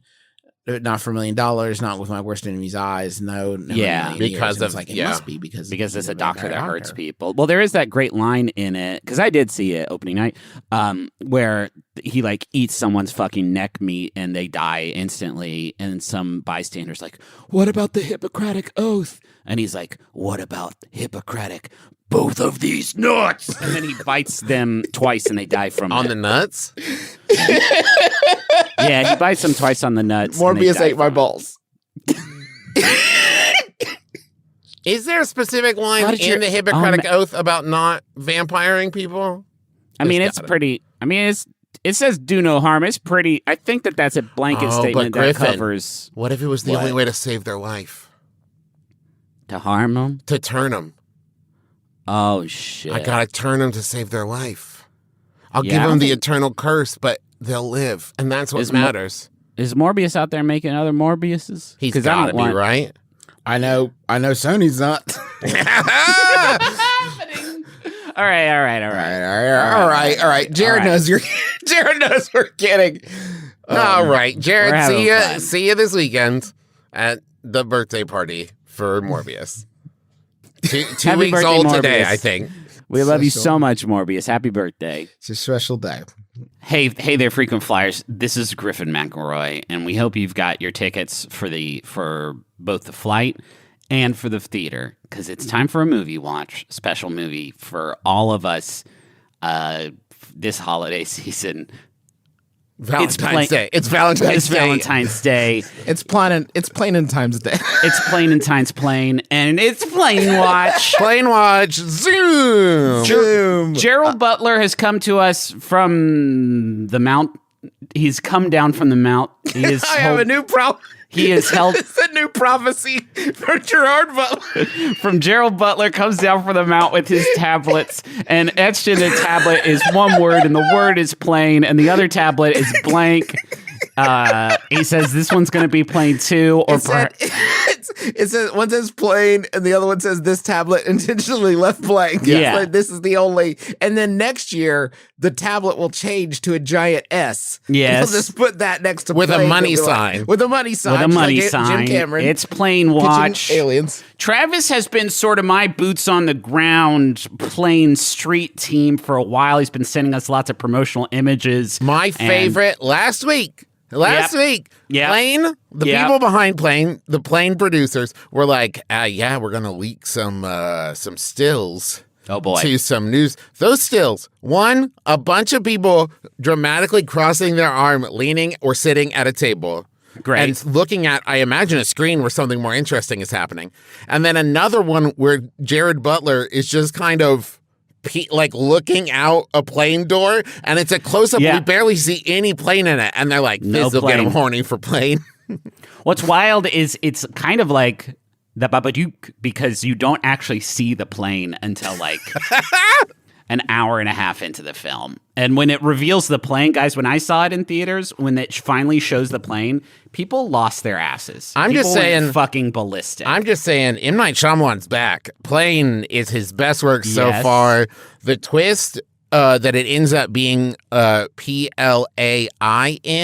Yes. Blew me away. I had no idea. No idea that was coming. Huge. Yeah, I mean, it's from the makers of Old and Mermaid and Elevator, Plane.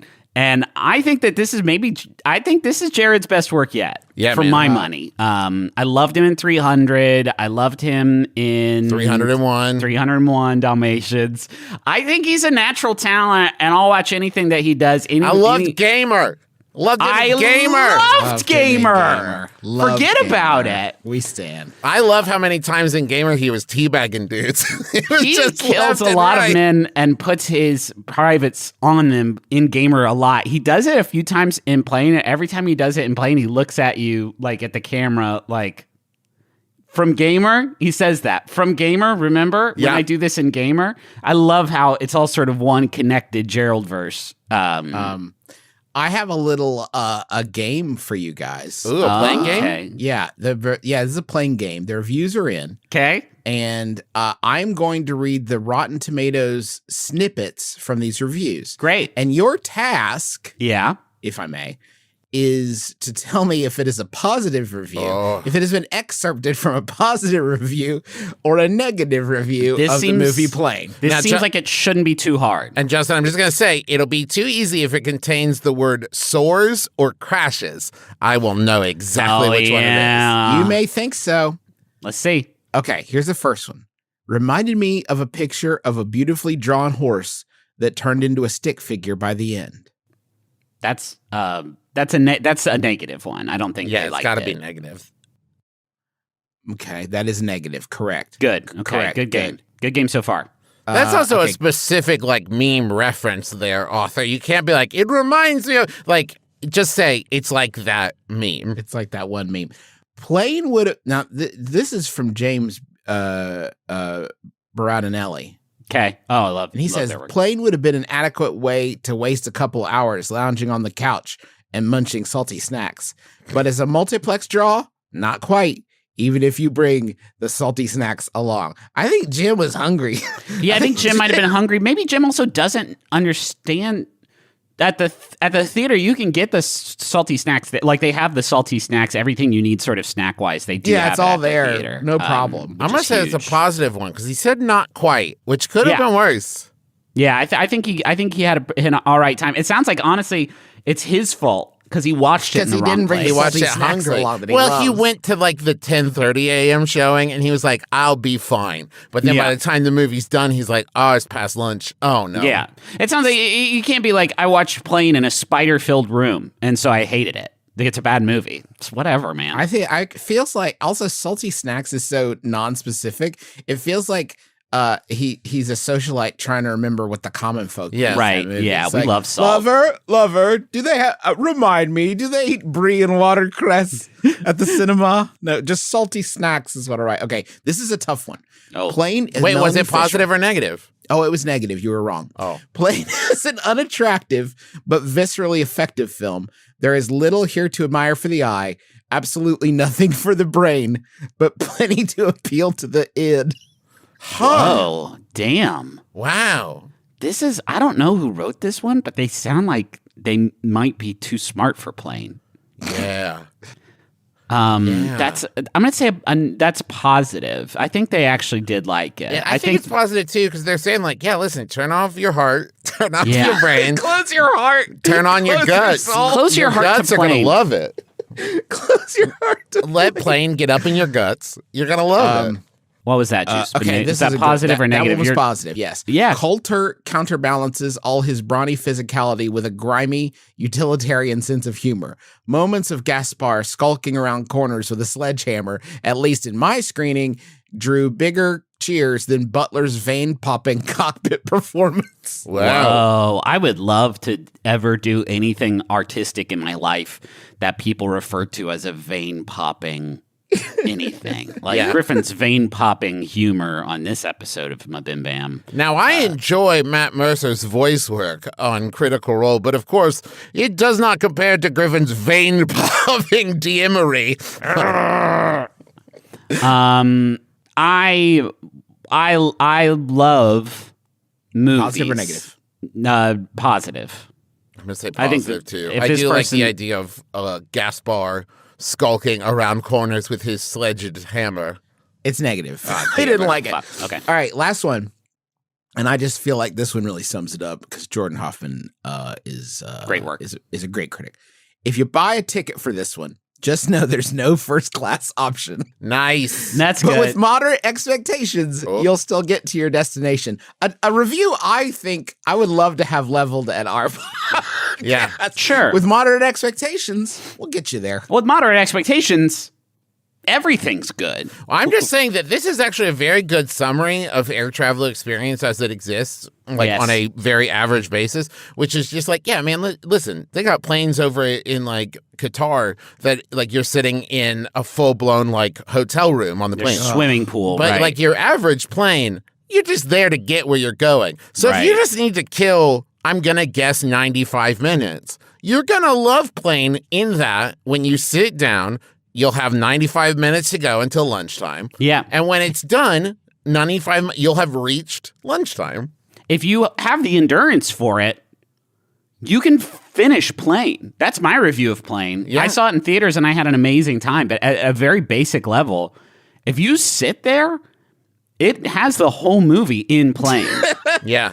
Like the whole movie's there. They don't. Yeah. You're not going to not finish playing if you try really hard. I'm going to say that that's a positive, Justin. Yeah, positive, huge.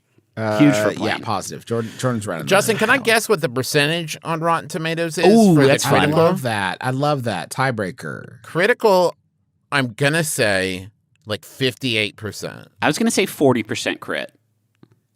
Can you guys do it in terms of positive? Because that's the way it all, like, what percentage positive? I don't understand what I'm you're saying saying. 58% positive. The Rotten Tomatoes score, which is expressed in a percentage Of always, positive reviews. 40% positive. 58% positive. Hey, guys, get ready for liftoff because this one's at 75% positive. Let's go, baby. Hell yeah, man. Let's fucking go. Gerard, you're back, baby. You're back, baby. Do you remember you called me last night and you're like, I don't think I'm back. But you are back. You're back Gerard. now, You're back. bud. You're soaring. You're flying You're high, flying baby. like your titular plane, plane 2, planes. Did you Right? guys hear about this? Did you guys hear about this Tetris show?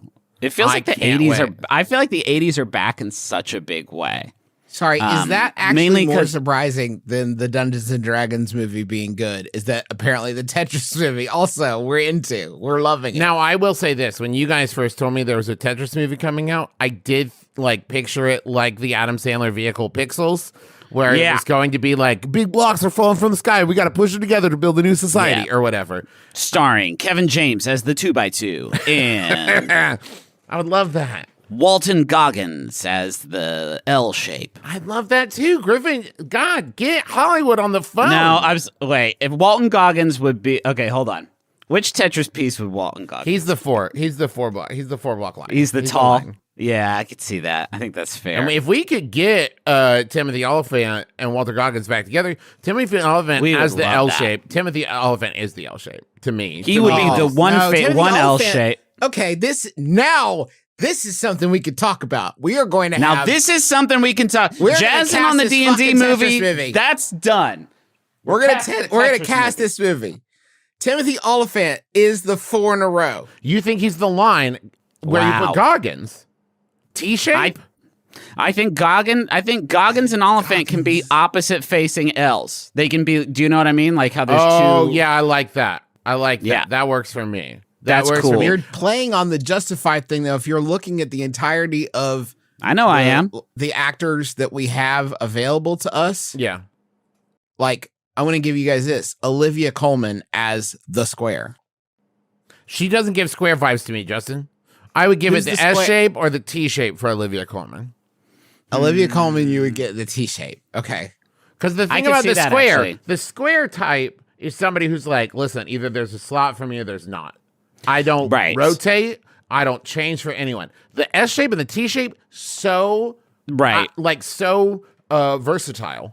The Okay, I T got a shape is random- giving me prestige. It's giving me drama and prestige. And I that have is a Olivia random Colman. I have a random celebrity generator Okay. pulled All up right. here.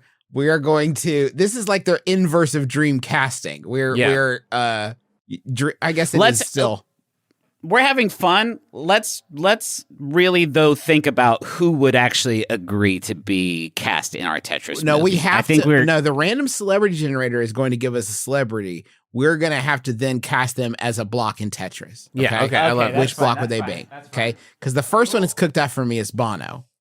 Bono's been dipping his toe a bit into the acting That's world. true. Yeah, he was Clay Calloway in Sing 2. Yeah. Wow. You know the What name a of that turn. character. which My is a kids are testament to how way many into times- Sing 2 yeah, right now. I figured. Yeah. I'm really trying to simmer in it. I'm really trying to I want it to be, I don't want to just like say a shape, right? That feels cheap. I want it to be like when I picture Bono and then I twist his body into a geometric That's shape. what I'm doing. This I'm is what flipping I'm Bono saying. around in my head. Yeah. This is what I'm saying in my head.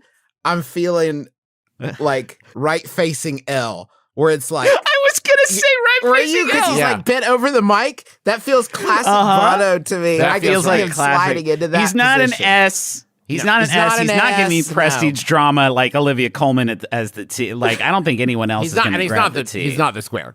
He's Not not, the square. square, He's not the not line. left facing either, right? Because that's back towards the band, and I feel like for Bono, it's all about the fans. Yep. that's right. Right, facing exactly. now. Okay, I'm gonna write this down. Next, this is the whole episode. No, it's not. The I whole, only want to play this game. Okay, hold on. Okay, I'm just trying to. There should be one of these, but only for non-problematic celebrities. Oh, you gotta Glenn click Close. through some. Glenn Close. Glenn Close. Ooh. Glenn Close is next. Glenn Close. Now, see, Glenn Close could be a T or an S for me. Glenn Close has crazy flexibility. Yeah. I present to you Hook, where Glenn Close appears uncredited as one of the As the Boo Box pirate. Yes, pirate. Glenn Close has huge flexibility. I'm saying S. I'm saying the S shape hits for me. When I think Glenn Close, a filler. A filler Glenn Oh, Close. yeah. Not just a filler, but the thing about the S shape that I think is different in many ways from the T shape is the S shape fills and creates a piggyback opportunity for the next line Right block. facing S or left facing S? I'm gonna say so the top part, which way does it faces right. I'm sorry, guys. It's got to be T. There's a versatility there that the T shape represents in my mind because it has no counterpart. You know what? I I'm mean? picturing Glenn Close standing, presenting yourself in a T shape. Yes, And that really works for me. with a gown, like a gown with flow. Yeah, for sure. We're always happy to see the T block too, aren't we? Yeah. There's always We are. someplace We can love figure out the T-block. We love the T block. You're never stuck with a T block. You're never like, oh no. In my head, I was imagining a big, craggy puzzle with a perfect T-shaped spot in it that I could do just a sort of T-turn into. And I just imagined Glenn Close's body kind of occupying that space. Okay, Hank Azaria. Ooh. Ooh, kind of funny. Oh, this is an S to me. This one's kind of funny. This is an S to I was me. gonna say. I feel like Hank Azaria would get cast as left facing S, and then you'd be like, I'm not sure. That's not really my lived experience. I'm actually gonna step away from the project. I'm not sure that I'd rather be right left-facing facing S. That feels more. That my feels more thing. authentic. I'm really trying really, really hard. As long as to we just Now, do like hold on. as a- Let me put this out to you. What if he is left facing L to Bono's more serious right facing L? They're brothers. Oh wow, They're brothers. I love Bono and I Hank like Azaria's brothers. I do Yeah. too. I don't. This could spawn its own side movie away from Tetris. That's we start with Bono and Hank Azaria as brothers in a movie. Look who's trying to get a Tetris extended universe. Yeah. Yeah. Have you seen the whole Tetris canon is Tetris U3, which is the name of this movie I've just come up with, where they add Hank Azaria to U2 because he finds out he has a long lost brother. get This it. thing Okay. writes itself. Yeah. That's it. All I got in the hopper so far. As long as we all agree, well, yeah, okay. I think left facing L for sure. Okay. Kevin Nealon, Kevin Nealon. See, Kevin Nealon. That's an. utility player, right?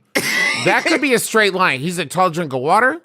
He is a tall drink. Oh, I love Kevin Nealon as an eye block. I like Okay. Trav. That's really good, actually. Thank you. Real quick, Randy Quaid. Ooh, Where are we putting the Quaid dog? I don't know. I think we're gonna put him to the side. Maybe save him for a different project. Guys, That he's makes more giving- sense. Can I say something though? Randy Quaid is giving me prestige. He is giving me drama. Randy, Quaid, Randy, T-block. are you thinking of the correct Quaid Griffin? Randy Quaid T-block. All Griffin day. had a redemption arc in this house. We love it. We love to Griffin, see are you Randy sure Olivia you're Colman. thinking of the correct Olivia Quaid? Colman. Glenn Close. Randall Quaid. T-blocks all. I don't know. Do we feel like we could have a discussion about Tupac Shakur, who is the next celebrity that has been generated here? Now, that's interesting. Could we use, I'm sure there's a lot of recordings of his voice. Can we use some of those recordings? Because that's wild. What a wild thing to suggest. I'm just trying to play Truly. the space Griffin, which is what Tetris is all about. Yeah. I don't know that we could do that. Okay. Yeah, that seems okay. Cake Boss is the next one. Oh, that it has That's generated a here. square right there. That's a square. Yeah, that's Like for sure a square. It's that sort of up and down. He's brash. Sasha- He's brash. He's bold. He's got a powerful voice. That's a square. He doesn't change himself for But anybody. He's also kind of like a strong foundation to like build a row on. Yes. You know what I mean? Yes. You get He one also- of those first, you drop that in the far left corner, you Yeah. know what you're doing. Yeah. Sasha Mitchell, Cody from Boy Meets World. Or sorry, he's from Step by Step. Oh, okay. That's no. I got nothing for him. See, I can't do any of these guys. Can't do Matt Lauer. Can't do Lance Armstrong. Kristen Wiig, is she? No, Julia Roberts. Where would you put Julia Roberts in your Tetris movie? I mean, obviously T, but like, let's pretend that there's another right answer. Now, here's what I'm also saying, because I'm thinking villain. I'm thinking 2 steps ahead. What if the villain's a circle? Now we've found it. We're in the puzzle. The puzzle is like the city where all the Tetris guys live. I'm talking Olivia Colman. You're Olivia talking Colman's. Randy Quaid. All of them live in the puzzle, which is what they call the city. And there's gaps, but they see who's coming and they know. But then there's a glitch. And who comes falling down from the sky? But an enormous spherical Julia Roberts. There's no space for that. There's no space for that. And so she comes down and it's like full Armageddon. But then who shows up through a magic portal to help save the day is Minecraft Steve. Ooh. He's like, I also don't fuck with circles. So, and he fights Julia Roberts? Listen, He I don't fights- want to get too up our own asses. yeah, But there's for sure. we could use this as a little bit of commentary, right? So Oh, she comes yes. in, she's a threat because she's a circle, and they're like, there's no space for that. And so they Right. think it's about changing her, but no. Now we're dealing with Katamari Damacy kind of thing, where it's like, no, it's about Okay. changing you. We make space for everybody here. Tetris 3D. I am ready to move on from this topic, but I do have to ask before we do, how would you guys cast Stephen Tobolsky as in this movie? I'm not 100% sure who that is. Oh my God. He's a you character actor Philistines. guy. Stephen Tobolsky is one of my top 5 Stevens. Easy. He's Ned Breyer. Ned Breyer. Ryerson, like Stephen Tobolsky, guys. He was the I mean, guy he's an in S. Memento. Yeah, no, he's an S to me. He's like a great an S. podcaster. He's one of the great utility players. Anyway, he's it's an S. Okay, that's fine. It's a Mario Marty. Wait, Beep, are we beep, beep, talking beep. about Mario? We're gonna do Mario Watch. Did we talk about Mario last week? I don't No, think but We We're talked talking about about how it. we didn't talk about Mario last week. Yeah, I believe. Oh, we didn't talk fun. about Mario. And then tomorrow we're talking about it on Besties, but you have a different skewed view. We also recorded a that's whole. We did a whole that's stream playing Yeah. Mario, talking about You've Mario. really got the big plumber on the brain. The Big Plumber has really reset the culture for me. Now I'll say what's back. interesting. I would not say his defining feature is big, like Yeah, as a he's thing. huge. He's actually quite small compared to Bowser. No, but he's big in my fucking brain, Travis. I got room for nothing else. Do you know that 90% of American children pray Saw to the Mario movie. pray to Mario more than Jesus? Huh. That's fucked up. It's messed up. This is a messed up world. And you know what? My daughter can't identify Smokey the Bear, but Yeah. Mario, she knows right away. Skewed. I showed my daughter a picture of McGruff the crime dog, and she said that Yoshi sucks ass. Yeah. Yeah. That's a bad Yoshi. It was Someone offensive. fucked I up. showed her a picture of Joseph Gordon-Biden, and she was like, "Is that Mario's dad?" It was so Yeah. weird. It's like, no. I was reading the Bible to my boys last night. before Butterfly Kisses. And they were like, these aren't cheat codes for Super Mario Brothers. I was like, No. it doesn't all have to be like, Yeah. And I know you like it when Daddy reads you the game facts of all the cheat codes from Super Mario Brothers, but it's Bible time. Mm-hmm. I showed my daughters a picture of John Leguizamo, and I said, "Is this Luigi?" And they said, "I don't know." And I said, "Not in this house. Oh, He's not our Luigi." I did the opposite in my. It's fine. Like we're obviously on different sides of We'll this just issue. spend the holidays, the Mario-centric holidays Yeah. apart. It's Yeah. fine. We don't have to raise our kids exactly the same. No, and that's a lesson. I think this country, this like wild, mixed up country of ours, could learn. It's okay if you don't like or do like different stuff from the rest of it. There's actually room. I think that there's room to understand that all Luigis are canonical Luigis, right? Like, Yes. that they are all just different facets of one. Now, there is only one Mario. I mean, obviously, Yes. there's only one Mario. But Yeah, and it's Bob Hoskins. It's Bob Hoskins's. But They didn't even let John Leguizamo have a mustache. I like that somebody apparently, I think it was Variety. Variety asked Johnny Legs, like, hey, are you gonna go see the Mario movie? And he said, hell no. And here's the thing. Once again, I only read the headline, but it's framed like, oh, John Leguizamo, so upset. But here's the thing. Maybe he's like super busy, or maybe He's he's too like, busy to go maybe see he it. doesn't see movies at all anymore. Like they could have been any movie, and he's like, hell no, they scare me now. I've been in had an too many of amazing- them. I know what it's like. It's scary movies. Movies are scary to me. He had an amazing quote when he was cast as Luigi, where somebody asked him, like, do you think it's a strange casting choice that you are not an Italian gentleman and you'll be playing this Italian character, very famously Italian character? And he was like, Pacino played Scarface. It's fucking great, John. It's actually Excellent work, John. John. That's actually so funny, John, That's very good, John. Excellent work. Yeah. Yeah, John, that you full marks. You know, somebody asked Bob Hoskins if he was going to go see the Super Mario Brothers movie, and he said, "You wasted a genie wish to ask me this." Of course I am. I like to think Heaven gets screeners. Travis, because he's dead. No, I know. He passed away. I like to think Wait, Heaven wait, gets hold on, Justin. screeners. Ghosts can't watch movies? No, it's just the way you Racist. stepped on my very funny punchline made me feel like you didn't know that what it was. He Like wasn't you didn't alive get it. anymore. No, I got it. Okay, I good. like to think that Heaven gets screeners that they all kind of gather around to watch in the Ponderosa, like when they show like new Adam Sandler movies as a reward challenge on Survivor. Uh-huh. Right. And they can just bring in whoever. Maybe it's like Wednesday nights. They all get together and just watch movies. That's what my Heaven. That's like nice, what Griffin. I think. That's what I All think's movies? No, just like the hot new I ones. love when Survivor shows people movies, and these are people that have looked at crabs for 27 days straight. So Yeah. they're like, fucking Jack Black is back in Gulliver's Travels. This is actually the most exciting thing that's happened to me for literal months. I've eaten nothing but sand in rice for 30 days. Have you guys seen fucking Gulliver's Travels? They gave us popcorn. I'm high as a fucking kite.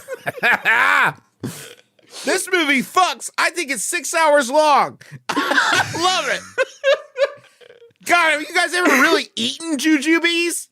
These things are wild. So good. What would you do if you watched a great film? I'll tell you what, you'll have to answer that question this December when Timothy Chalamet comes to theaters with Wonka. He's a young Wonka. A young, And he- sexy Wonka. Sexy Wonka who fucks. More like Wanka. But we got a December release date for this movie. It's great. Travis actually got a early version of the screenplay for this one, and the line "more like Wanka" is Yeah. in there 3 different times. Yeah, it calls back to itself in a Yeah. loop. So you actually, the first one's a callback to the last one, so you can Yeah. watch the movie in a Watch the cyclical movie manner. and never have to stop watching Yeah. Wanka. I don't know. I hadn't treated myself to a dip in on this IMDb yet for Yeah. Wonka. Oh, yeah. Yeah, If we could just Wonka. talk about this for a second. Do you guys know there's one man listed as Oompa Loompa? Yes, Justin. Sorry, Roy Deep. You're out. Deep Roy, I believe you mean. Deep Roy. Roy No, Roy it's Deep's evil. his lawyer. Yeah, Let's cut that out. it's cyclical, Griffin. It comes back. Yeah, sorry. Can I guess? I haven't looked at this yet. So you're Travis, saying you know, right? I know, So, yeah. Okay. Okay. I'm going to guess. Is it a little person actor? No. No. I'll give you a that's- huge clue. Are you ready? Yeah. This actor was in the Dungeons and Dragons movie. Hugh Grant? That is a really huge clue. Yeah. Is it Hugh Grant? Yeah, Griff, it's Hugh Grant as the Oompa Loompa. Now, we don't know if he's all of them, but so I'm far gonna he's say the that only he's one. all of them. I'm gonna say he's all of them. He's probably all of them. They all look like He's Hugh probably Grant. all of them. Yeah. Hey, and there's a guess who takes on the role of the priest for this one? I don't know what. I don't remember there being Al, a that's huge. Rowan Atkinson. Mr. Bean himself is back as Okay. the priest. The priest. I don't. Is there a Jesus-y aspect to? Is there a scene in Willy Wonka and the Chocolate Factory where fucking Wonka goes to church and he's like, I keep killing kids and I just can't stop. And the priest is like, yeah, man, you need to stop. The Bible says don't do that specifically. I just wait. I'm so excited to see Matthew Baden, who I loved in Ghost, was great in Horrible Histories. To see him embody the role of Fickelgruber I'm so excited. Oh, that's that Fickelgruber. That's him, huh? Yeah, they're doing it's a Cats crossover. So they got Fickelgruber from the hit film Cats to be over here in Wonka. So excited. And of course, Griffin, I know what you're thinking, right? Yeah. A lot of and I'm not saying you are a hater, but what a lot of haters are thinking is, did we really need another version of the Charlie and Chocolate Factory story? Well, no, because this is a prequel where we learn how Wonka meets the Oompa Loompas. So, and it's also about what if he was young and hot. So spicy, like scalding hot. He's like, this is my latest invention. I call it the Great Ass Wonka Baiter. And it's like, what? Yeah, man. What did Great you just ass say? It's like, Wonka. Did you say great ass Wonka Baiter? Yeah, man. Hey, Justin, that was too good, actually. That was really actually good. We actually just got a letter in the mail that said that was too good. that was too good. That was too good. That's it. I didn't think we had those. Guys, I know we've had a lot of fun here today. I still have not seen the new Spider-Verse movie. No. I would give fucking anything to watch this flick right now. Yeah. Anything. Spider-Verse I need this or more than I Wonka? need my next breath. You need Wonka more than Spider-Verse, is what you're saying. Oh, I would walk right past Spider-Man's bleeding corpse to watch a trailer for this flick. Did Wonka right here. kill Spider-Man? What's up, Danger? Oh, so here, and tying into that, Justin, I hope that in this film they establish that the deal he has with the Oompa Loompas is they will work for him if he ensures them a certain amount of children sacrifices per year. Maybe that's what it is. Maybe we've been putting the blame on the wrong entity in Wonka Incorporate. No, that's not it. it's him. He loves it. He lives for it. They may have started him on that path, but he is the new Oompa leader. Loompa, get out while you can. This is a murdering, children killing man. What did you say? Run. Run away. Why are you? the fuck out. Why? He's coming back. Oompa Loompa. Are you Hugh Grant? What are you? Yeah. Oh, right. I am. What? Okay. So we had towards the top of the Was cast that Hugh Grant or Ringo Starr? It was Just really checking. good, Juice. all credited. Hugh Grant's credited as Oompa Loompa, but I also see Matt Lucas and Keegan Michael Key on here without their roles. So maybe they're all the Oompa Loompas. How would that grab us? There's Like, a Hugh is like lot the of lead. most of the people on this IMDb list don't have credits, huh? Yeah. Yet they include Fickelgruber, which is interesting, and Priest. Well, they didn't want like the audience to like constantly be asking, what about Fickelgruber? What about Fickelgruber? Where about Fickelgruber? Where drop Fickle on us? He's getting his own character trailer. Could be an Imaginarium and Dr. Parnassus situation where they swap out Wonkas every 30 minutes or so. Oh, Something to think about. Something to think about. you gotta swamp your Wonka. Swamp your Wonka. Did you say swamp? I did. Swamp your Wonka. Swamp your Wonka. That's what I'm saying. Swamp your Wonka. Swamp your Wonka, donkey. The great ass Wonka baiter. Stop swamping your donka over there. Swamping, that's hard to say. Swamp your Wonka. Swamp your Wonka, donkey.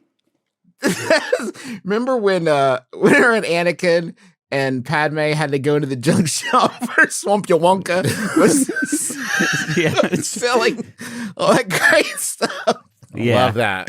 That was Love a funny that scene.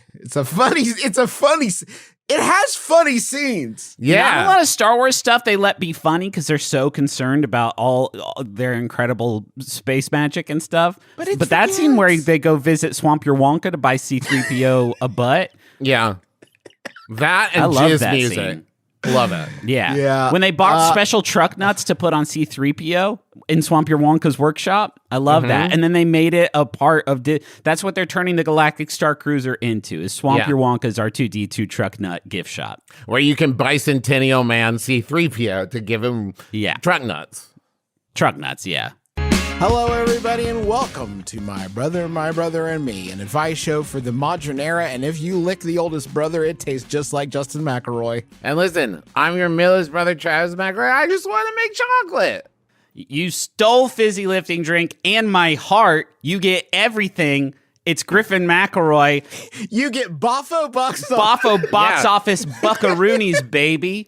We don't often do this. We may have done this once before. That's right. It's the watch part 2. It's Wonka watch. We've been so Watch good. watch. We can do a second Wonka watch as a treat for us. Yeah. You all have to understand, in our private lives, it's just about Wonka. That's it. It's just Wonka. If we're talking about something other than Wonka in this podcast that you're hearing, it is a courtesy. Yeah.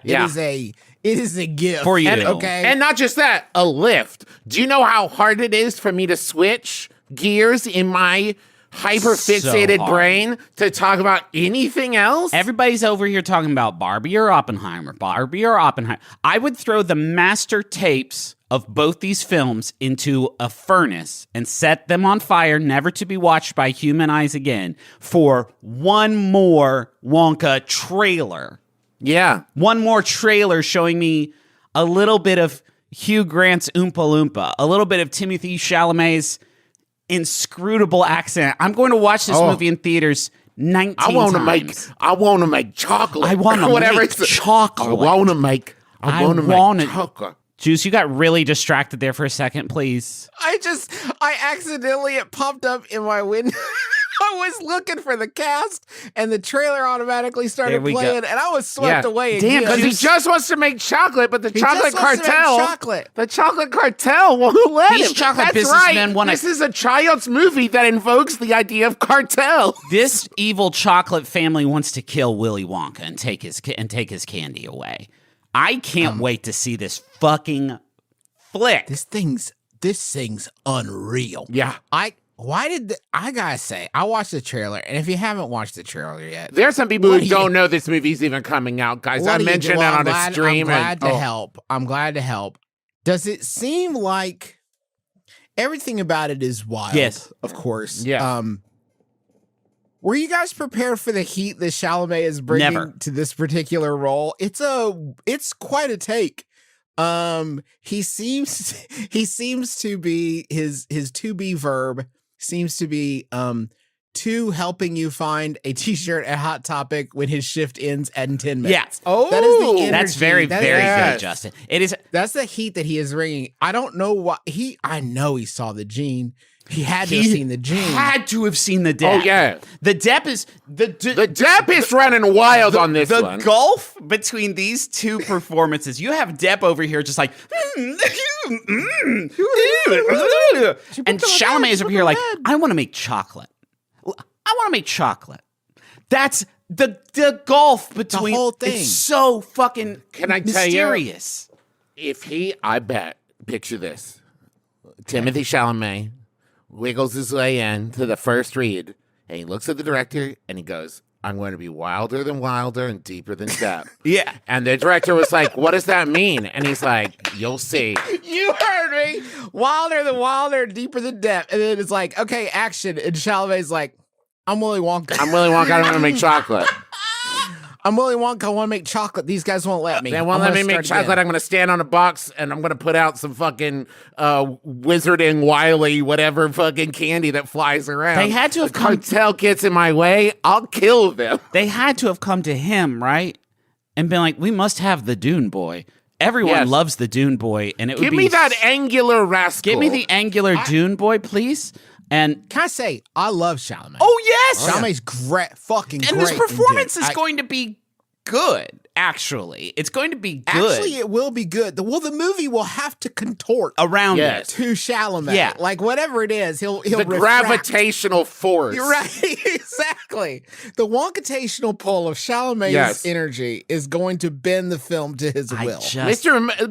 Chalamet's Wonder Emporium is going to be an amazing movie, and I can't wait to see it. So chill. Such a chill vibe. Such a chill movie. I love it. It's so good. And Keegan-Michael Key's in there eating too much candy. Yeah. Rowan Atkinson's running away from a giraffe. So funny. Okay, at what point is it targeted at us? Is what I'm saying, right? Because they got Chalamet to play Wonka, and they call it Wonka. Then they put Hugh Grant as a Oompa Loompa in a bottle. Very good. Bends over and is like flashing his covered ass at Timmy. Yeah. He's flashing his covered ass. You're going to drop Rowan Atkinson on me? How hot a movie is it that you only had to use Rowan Atkinson for 3 seconds in the trailer? You're like, there's so much, we can actually only afford 3 seconds worth of Rowan Atkinson because there's so much other stuff we got to show you. The problem is he travels with all the bees now. He fell in love with all the bees, and he married 8 bees. Well, that's what happens, right? Enemies to know. lovers is classic. Yeah. Every Classic movie he's storyline. in now, like, I'd love to do it, but is there a place for the bee? Yeah. My wife, the Wow, that was bees. really good, Juice. That really sounded a lot like exactly Mr. Bean's like Rowan him. Atkinson. I heard what they did was they glued a bunch of ping pong balls to the bees and Yes. CGI the giraffe around the bees. That what you just said is the dumbest thing I've ever heard ever. Yeah. No, it's what happened. You're right. It's just really stupid. It's like a dumb idea. But I celebrate it. The IMDb lists Mr. Chalamet as young Willy Wonka, and if I may be so bold, I think we should list Gene Wilder as old Willy Wonka. And I'm sorry, there's Willy Wonka. Yeah. My generation's Wonka. Yeah. Oh, Timothy whoa. Chalamet. Right. Yeah, uh-huh. There's the old dad.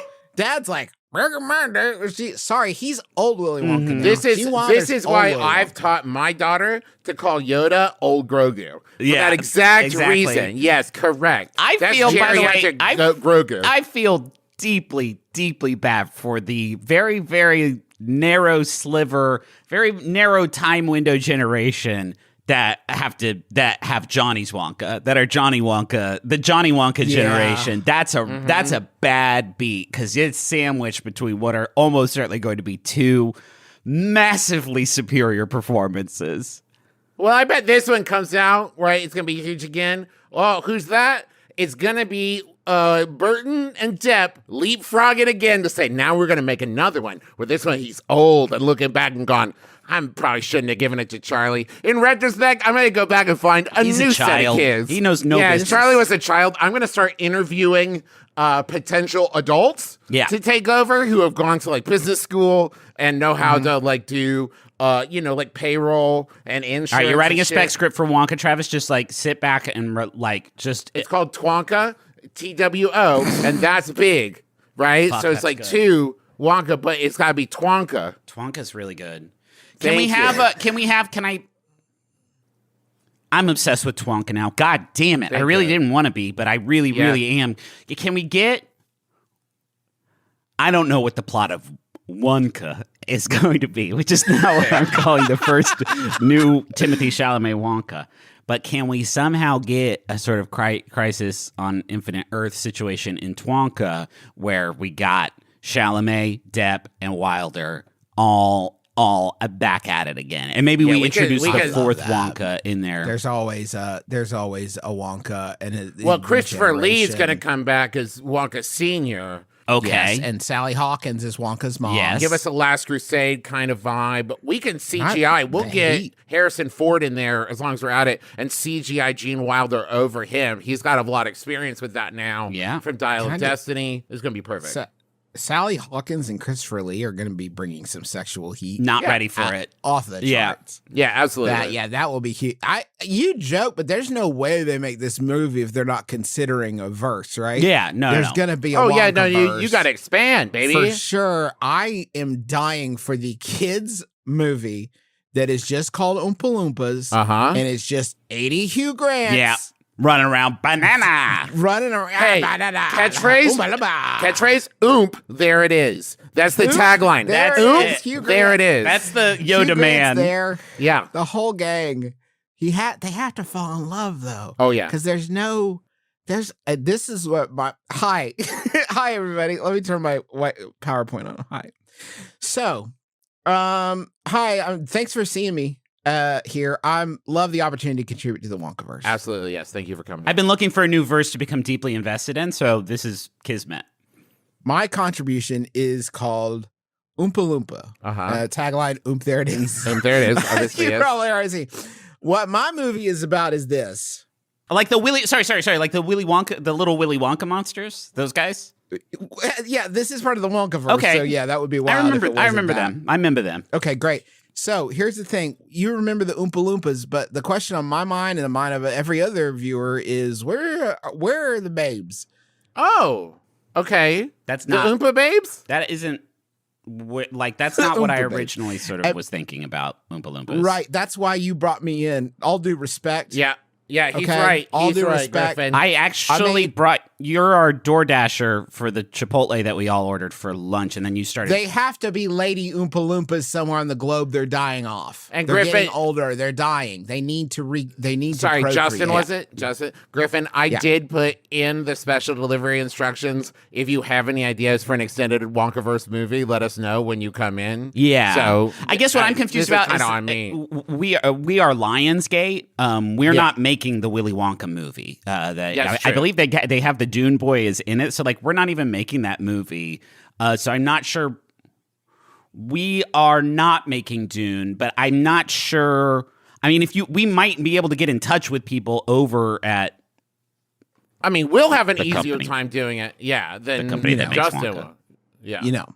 So what do you think? Can I have 100 mil? Yeah. Here's the thing is that all the writers and actors are on strike. And so I think optically the best thing we can do is pay our Chipotle delivery driver $200 million to 200. He upped it. I was going to do 100 million, but then Griffin decided let's double that. Well, it's going to And take reverse a couple tries. Yeah. It's gonna take. I know Hugh. It's gonna take Hugh a day in the booth. Okay, if I know, And that's Hugh, 100 million a day. 100 One. That's 100 million a Yeah. day. It's gonna take him a day. It's gonna take Hugh a day in the booth. Yeah. Maybe 2 days in the booth tops. And if I know Hugh, he will scab before. He won't though. He is, but He will we scab can't for a get day. Hugh Grant. He's not going to scab. He's got too much honor for that. But I can get you Huge Grant. Now this Ooh. is a new Hugh Grant that we've been working on here at Lionsgate. I'm excited about this. How big? How big is Huge Grant? Yeah. Can they meet Huge Grant in Oompa Loompa? And it's Hugh Grant, the man. But they call him Huge Grant. Is Huge Grant playing Hugh Grant, or you're saying Yes. Hugh No, Grant as himself? That's Andy Serkis as Huge Grant. Okay. Who is Hugh Grant, the actor. But Serkis, we get Serkis. Hugh Grant's too busy. We can't get another day in the booth with Yeah, Hugh. no, there's He's not no gonna way. scab for The 2 days. morning that we are recording this podcast, the SAG strike is about to be voted on. By the time this episode comes out, Oh, it's gone. It's done. Oh, it's done. Okay. It's done. We're striking. Fuck yeah. All right. So listen. Hey, Listen. No, you shut up and listen to me right now. I'm Because I'm listening, going to I'm fix it. listening. I know there's a lot of people struggling because of this. Like me, because all my great television programs, like, where are they, gang? But most importantly, I think if we pitch this Twonkaverse Oompa Loompa film starring Huge Grant to whatever company is making the Wonka film, be it A24, be it another movie company, The Duplass brothers. The Duplass brothers. by the time this comes out, it will probably be Amazon. Jeff Bezos presents Wonka. Yeah. It'll be But like listen, Dyson Vacuums present Willy if Wonka. we tell the industry about this film, Yeah. I think that the shitty execs that don't want to pay anybody for anything will be like, God damn it, we have to make this movie, and we're gonna need to get the gang back together again to do it. Like we don't want to pay the writers like any money, but if that's what it takes to get Twonka out the door, if that's what it takes to get huge Grant's incredible daily per diem to be in the Oompa Loompa animated feature film, maybe. For the record, it's replacing the couch every day for him in his green room. That's probably the every biggest. sit. He actually does it. He's like, I'll perform for free if every time I stand up before I sit down again, New couch. Yeah, because he rips them, man. He fills those things with farts. You're right, Grandma. I want to go out on a limb, and I don't want to kind of put you guys in a moral weird quandary or whatever. Yeah. But in light of the strike now being in effect, I would like to go ahead and just step up and say, for me, this is just for me. Yeah. But for me, I will refuse to appear in any television or film projects until this strike is ended. I stand with labor, and I'm stepping away from my many opportunities. Sure. To just say, for me, I'm not going to perform on your TV shows or your movies. I'm sorry. I'm off the market. I stand with labor. You're my fucking hero, Juice. You're my hero, Juice. I know what that means. Man. I know exactly what that means for you. A lot of them were close. Yeah. A lot of them were Real close. I to will this say, number. can I just say, boys, I do regret not sending in that voiceover audition yesterday that I was supposed to do. Because I had until today to do it. And in retrospect, I should have done it yesterday if I had paid attention. Yeah. But that's okay. I stand with labor.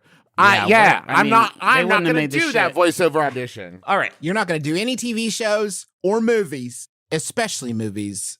Listen, no movies for me. Thank you. No. Yeah. They asked me to be on Wonka. They said that they would do reshoots before release date. They would cut me in, but I said no. And here's the weird thing, guys. Can I tell you? The sides that they sent me, when they were like, please be in this, was just a bunch of reaction shots back to me and me saying sweet in different, like, sweet. Yeah. Sweet. And it was just like 18 of them. Yeah, that sounds and good. Some of them, it just said, like, in parentheses, romantically. Yeah. Right? Or, like, horrified. And I was like, I don't know how to do that. I do have to say, one thing that is tough is if they were going to do a last-minute change of heart on Trolls 3. Yeah. And just be like, oh, fuck, we forgot. We forgot the boys. I'm sorry, guys. Yeah.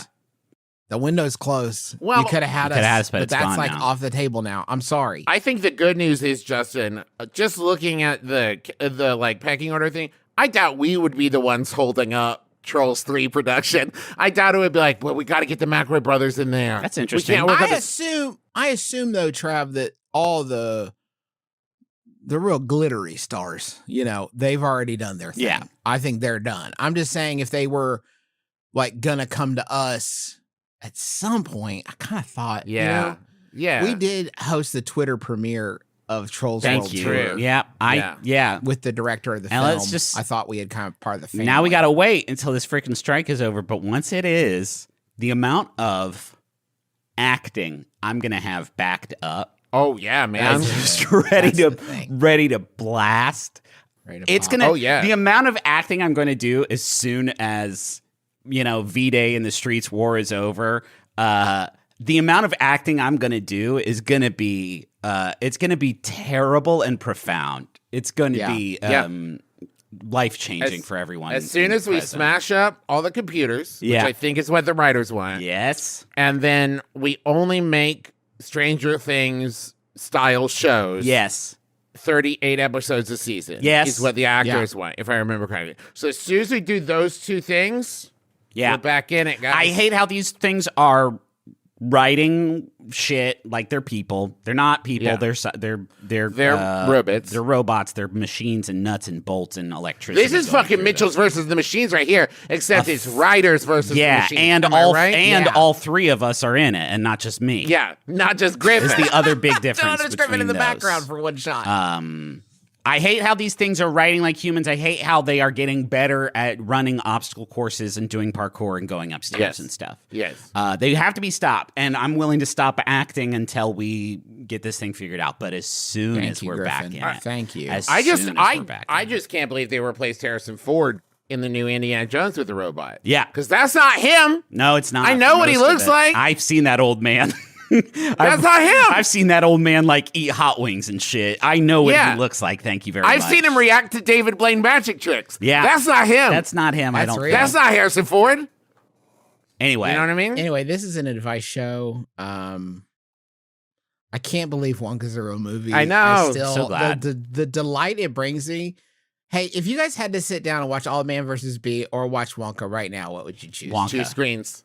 Oh. Wonka. 2 screens. Okay, yeah. No, audio from one, video from Yeah, another. they sync That's up. perfect. I've been doing it all Hey, morning. did you guys know that Man vs. Bee riffs Wonka? It's just a riff track of it. It's crazy. It all lines up. It all lines up. See, what they did, Justin, is they said, you know what? We don't have any Wonka movies. It's See a Need, Fill a Need. It's so wild that no one has made a Wonka movie yet. Yeah. there's this do it. great guy, and no one's Wild making about movies him. about him. Hey, Wild He's about huge. it. let's I fucking love party, him. please. This Question. But is what if a- it's a Wonka story that no one's familiar with at all? Good, And we're making it up. better. Is this made up or is this based on one of A true story? beloved anti-Semite Roald Dahl? America, nay, the globe's favorite anti-Semite Roald Dahl. No one wants. Wait, before I die, there's 2 more things I want you to know. Even Griffin is not willing to touch this fucking radioactive fact because he's worried that he'll have to direct a community theater version of James the Giant Peach someday. He'll be called out on his hypocrisy. I've said a lot of shit about the BFG that I can't walk back now. It's too late. People level that stuff at Walt Disney, and I get it, but Roald Dahl was out there. He was, yeah, He was out there. a pretty rough. pioneer. Whoa, whoa, roll down, whoa. Whoa, roll. Hey. This is based on a real book. I think the line in there is Wonka was up against the chocolate cartel, if you know what I mean. Oh no! Get it? Now, someday they'll be able to finish my work if they can get some kind of huge man in here. A huge grant, if you will. I love big things. I am going to begin reading the first question if you do not take the initiative, Justin. If you didn't want this to be, if you wanted this to be an advice show, you should have let them make Wonka.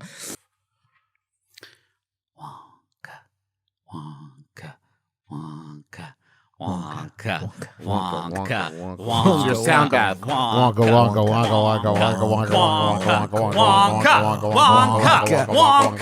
Are you ready to talk about Wonka?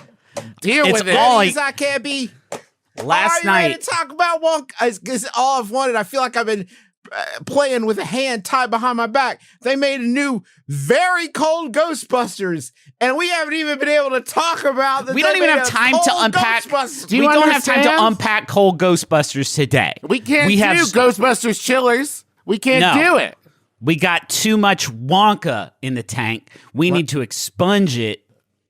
Quickly. Hey, Let me I see if just- you're listening. If you don't release Ecto Colder, I'm going to be so fucking pissed Oh off. my god, that's Upset. so great, Travis, Travis. That's no actually Ghostbusters. So great. Yeah, but we can't Well, talk about listen. that now because we're about to learn how Willie became Wonka.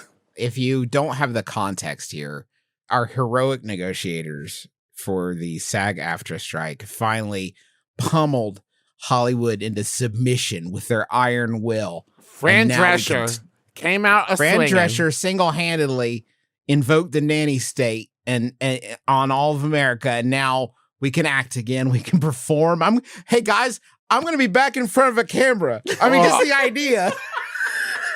Just the idea of it, treading the boards under those key lights, the best boys. I'm going to be in front of a camera again. Yeah. Mama, I'm coming home. Hollywood, here he comes. Are they bringing you in for reshoots on Wonka? Oh, Yeah. don't even fucking joke about that, Travis. So, I didn't even I'm watch Augustus's sexy brother, Daryl.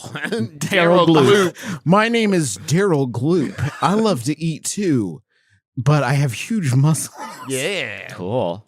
I only eat protein powder, raw protein powder. I didn't even allow myself to watch Wonka T2. Wonka Trailer 2 is what we call the second Wonka trailer in What's the the Wonka point? community. What would you do with what the would the thoughts point that you be? have about the trailer? Right, exactly. You would I just couldn't- get blue gumballs. Right, gross. I was already all full up. I was all full up of Wonka all the way, and now we can. Now I watched. This is fresh off Wonka T2 watched just moments ago, and boy howdy, my sides have split wide open. All my guts spilled out on the floor, and I died and was reborn in Timothy Chalamet's arms. I don't know if you guys felt this way, but watching Wonka T2, there is a certain actor what steals the show in this one. Yeah, And his name Timothy Chalamet from Dune. Another film we can say that Dune. Oh, it feels so good to just say Dune again. I think you mean Tune. The sequel's coming out now. No, Dune. I mean Dune. I fell in love with Tim Chalamet in Dune. Well, I didn't mean Timmy Chow. I meant Mr. Humongo Grant. Humongo Grant, Mr. Naughty Hill himself. He's putting on a master class in this one. Sorry, wait. Did you just Didn't- shorten Notting Hill to Naughty Hill? Yeah, Listen, baby. didn't mean to, but it's been a long time since I've been able to say the names of movies. I'm a little bit out of practice. God, listen, as a straight white cis man, I'm not used to people telling me I can't do things. Yes. And these past 100 or so days of not being able to talk about TVs and movies, I wish everyone knew how I had suffered. Yeah. Because it Yes, has been personally. absolutely brutal. But we're back. That's the important thing. We could talk about Cold Ghostbusters if you guys want. Because, man, I don't know if you watched it. All the old guys are back and they're letting you know about it in the trailer. And gosh, they are going to be cold. It is going to be such a cold Ghostbusters Here's movie. what I'm saying. If they're letting me know while the old guys are back and it's going to be cold, what are they holding back for the movie? I can't wait to see the big surprises. I assume Yes. Kate McKinnon's going to show up. I would love that. If they would bring them into the verse, that Are you would be kidding me? sublime. I would be over the fucking moon. Now, Over Kids the would moon. be delighted if they brought them into the verse. I do love this bold new vision for reboots and refreshes, where it's no longer just what if we brought back the old men from the first one, but what if we also made it super duper cold? Or we could do like a new Star Wars. This is wet Star Wars. Yeah. It's a new thing we're trying out where it's Star Wars, but we've dampened it significantly. I would love more. that would be amazing. You used to be able to make movies cold. Yes. Star Wars Hoth, great example. Cool. James Bond frequently skis. Yeah. Love. You used he to make loves it. movies cold. I bet they were Do you banging their remember the heads one where against they were this- in an ice palace? James Bond in an ice palace with an invisible For sure, car? yeah. surfing on an ice. On The an ice Golden tsunami. Compass, need I say more, that's got polar bears. I just think that maybe they were banging their heads against the wall and then somebody, gotta be Aykroyd, raises his hand. He's like, what if this one's cold? What if And it's everybody's cold? like, fuck. They were all yelling and screaming at each other about the future of Ghostbusters, and Aykroyd went, as he does, as he does it, he just sat back and went, guys, chill out. And everyone was like, Everyone's like, fuck. Here's a hat. Okay. And They're sitting instantly- there. They're fighting. What's it going to be? What's it going to be? Maybe Zool's back. Who knows? And Aykroyd pours himself some of his vodka out of a crystal skull into a glass filled with those big cubes of ice. Right? Yeah. And he just starts swirling it. Oh, Almost like yeah. like he's ringing a bell, swirling it. You just hear ting, ting, ting, ting, ting, ting, ting. And slowly that ting, ting, it makes its way through the hubbub, the noise, the chaos. Everybody turns and looks, and he's just swirling it. that's it. No words, just the ice. No Let words, the ice just speak for the itself. ice in the glass. And then Ernie Hudson gets sad because he knows that his idea of having new ghosts where busting them makes you feel bad is probably not going to be Plus, what the it movie makes me is. feel guilt.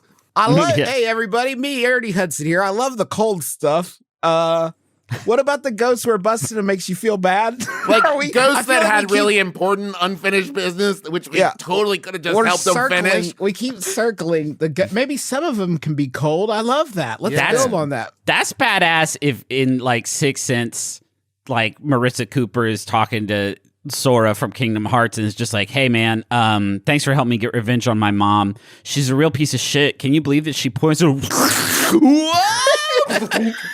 and then fucking Ernie Hudson's like, don't worry, I got That him. was Brr. Do you feel that? It's cold in here. Yeah, it is. You just see Bad news, this one's got kids. Kid goes, kid goes, kid goes.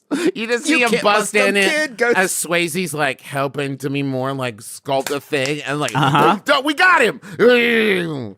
Yeah. Fuck you, Vegas.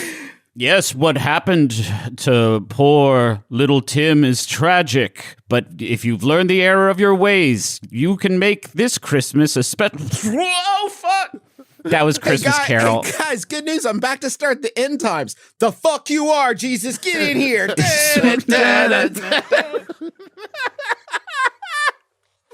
Hey, Venkman, you shouldn't have busted Jesus. Now Earth is cold because God has turned away from us. There we go. That's what happens in the movie. Yeah. That's a spoiler. For I know. you. We'll call my friend Lucifer. He's a popular bar owner and detective. He'll come help us. Yeah, that's right. It's a Lucifer crossover. It kicks ass. If of the 2.5 minutes of Wonka T2, Yeah. a full minute of it is just Hugh Grant cutting up. Yeah. A full fucking minute of it. Yeah, man.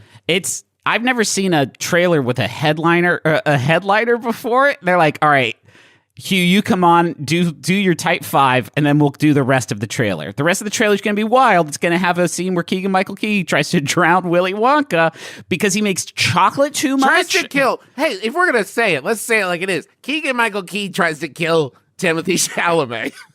Because of the chocolate that he makes or wants to make or dreams It's of too making. good? That's interesting. I'd like to know about why Keegan-Michael Key is trying to kill Willy Wonka, but Hugh's back. Oh, he's got a good 30-second sort of thing about airline travel, like air travel humor. That's Yeah, good stuff, and man. Serious And type Timmy's 5. in there making noises, and he can't sleep. Huh? He's the line, Oompa what now? This is the best movie ever made. No. Can't wait. Now, there's a The moment only- in the trailer that I need us to discuss the meaning of because Hugh Grant is saying, as an Oompa Loompa, that he's actually, he doesn't say I'm an absolute unit, but he says something like I'm something of a whopper. I'm a whopper. That's it. A whopper, I'm a bit of a whopper. And then he says, my name is Lofty, to which Timothy Chalamet responds, sorry. And I don't know, is the sorry Your name because is that a knock about his name is silly? Because your name is Wonka. right. Wonka. Wonky. Wonka. Oh, boy, I miss talking about movies. Wow. I'm not even sure Wonky's anything, but it really sit me. It made me feel good. Wonky It made makes me me feel feel good. We're feeling good over here. This is good, Wonky. That's good. Do you guys every time you Google Timothy Chalamet, Yeah? just usually to see some pictures? Yeah, just to remind myself that he's there. It was there. Do you always type in Timothy and then see the Google autocorrect it to Timothy with 2 E's and you remember like, fuck, that's good. God damn. Yeah. You would think in your head, like, I'm going to Google Timothy Chalamet. Wouldn't it be funny if it was Lee with an exclamation point over or a little mark over one of the letters? That would be a fun way to spell Timothy. And it is. He gives you exactly what you need every Why fucking do you time. think Timothy, in his wisdom, has decided to follow in the footsteps of Gene Wilder with, judging from the trailer, seems to be, I'm trying to think of how to, a performance that is almost entirely devoid of charm or spark. Now or that's anything interesting. Well, he hasn't pleasurable. learned how to Like, do it yet. Wonka. Right. Be compelling on screen. Yeah, Wonka has to learn. What if that's what the whole movie was about? We're seeing this stuff about chocolate, but constantly people are like, yeah, this chocolate's delicious. I don't care about you at all, though. But Like, you're what's not your bringing thing? anything. Yeah, I get to this. you wrote your name so big on here. I thought you would be something Something of a I don't character. know. Now, this guy over here, this Hugh Grant This- guy, Lofty, I'm into him. Can you do more of his thing? Let Lofty cook. Don't show me Wonka. Only Lofty. I think what Timothy Wonka's may probably have. barely in it. You probably see all the Wonka stuff in the trailer. Yeah, that's all Yeah. it is. I Well, think that's Tim- weird. I saw all of his stuff in the first 10 minutes of the movie. Yeah, that's it. He's gone. He died. He dies Yeah. in the first 10 minutes. And it's There's about a Lofty Wonka- becoming Wonka. There's a Wonka spectrum. And Gene's right smack dab in the middle of it. He built this fucking spectrum around himself and perfected it and mastered it. And so Timothy walked up to the gene point, the gene pool. horizon. The gene and pool. the gene pool and looked at it and was like, okay, how can I put my mark on this? And then he looked at the footsteps leading away from the spectrum where Jonathan Deep took the banner and just took off running, and everyone was like, wait, Johnny, hold on, Johnny. It's going to snap We want back. to Johnny, hold on, Johnny. We need to tell you how to do the movie. Johnny, please, Johnny, we need to tell you how to do the movie. He's gone. Too late. I'm doing Michael Jackson. Goodbye. Bye. I'm doing. Okay. All right. That's interesting. Have you seen Gene's version? You haven't. Okay. I don't You're watch just going, movies. okay. I don't care for them. So I think that maybe Timothy saw that and took a few steps back away from the gene pool. I feel like Timothy saw Toucan Sam dressed up as Wonka on the themed box of Fruit Loops. It was like, there it is. Yeah. That's it. That's my thing. That's the I Wonka brought in something I of wanna a model. vision board.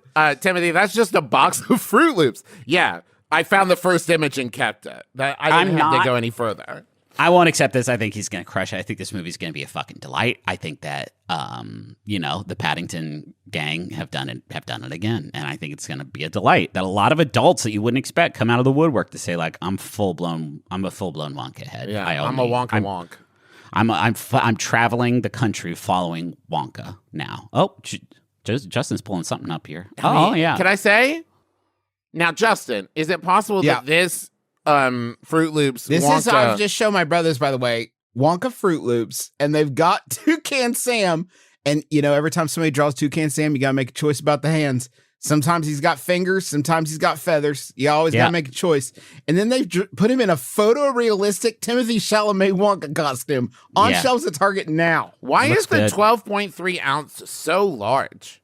It's really big. It also says in a bright, bold banner, your milk turns berry-licious. What was it doing before when I put Fruit Loops in it? Very atrocious. How would you describe the flavor? flavor? It was very atrocious before. We had to tweak it. Just a little bit. I want to talk about the moment in the trailer where somebody made the decision, one word at a time, to write out, learn how Willy becomes Wonka. And Willy is on screen there by itself. And I just really have to think about if somebody walked up to Willy Wonka and just said, "Hey, Willy," it would take me out of it might actually take me out of the theater. What's up, Bill? Bill Wonka. Look at this kid. Oh, Bill Wonka over here making some candy. Good for you, Bill. I'm looking now at the list of movies just to want to make sure. There's a new book club. Little Mermaid, Spider-Verse. Okay, we're good on that. Anything else that we need to touch on that we missed? Barbie and Oppenheimer. I mean, is there anything there? There's nothing we can add there. Nothing we Haunted can add Mansion? there. Nothing we can add there. Nothing to add there. No, they did a new Expendables. Okay, I think we're good. Okay. Yeah. They did I did watch the new Saw where Saw becomes the hero. And I did want to mention that to everybody. All right. In case you've been wanting to see, they finally got a vigilante Saw movie. Cool.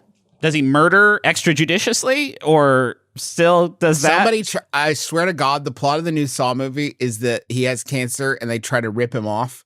We have been giving him a fake cancer cure. And he's like, actually, psych, I'm Saw. So now you're all going to go in this room together. Yeah. And he kills he kills them.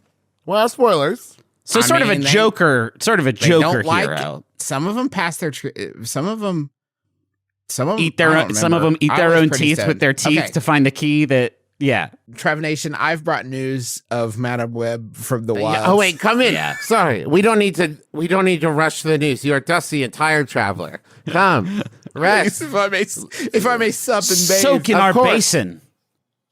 My women have had a long journey of defending me from the Outlanders, and they require sustenance and rest. Yes.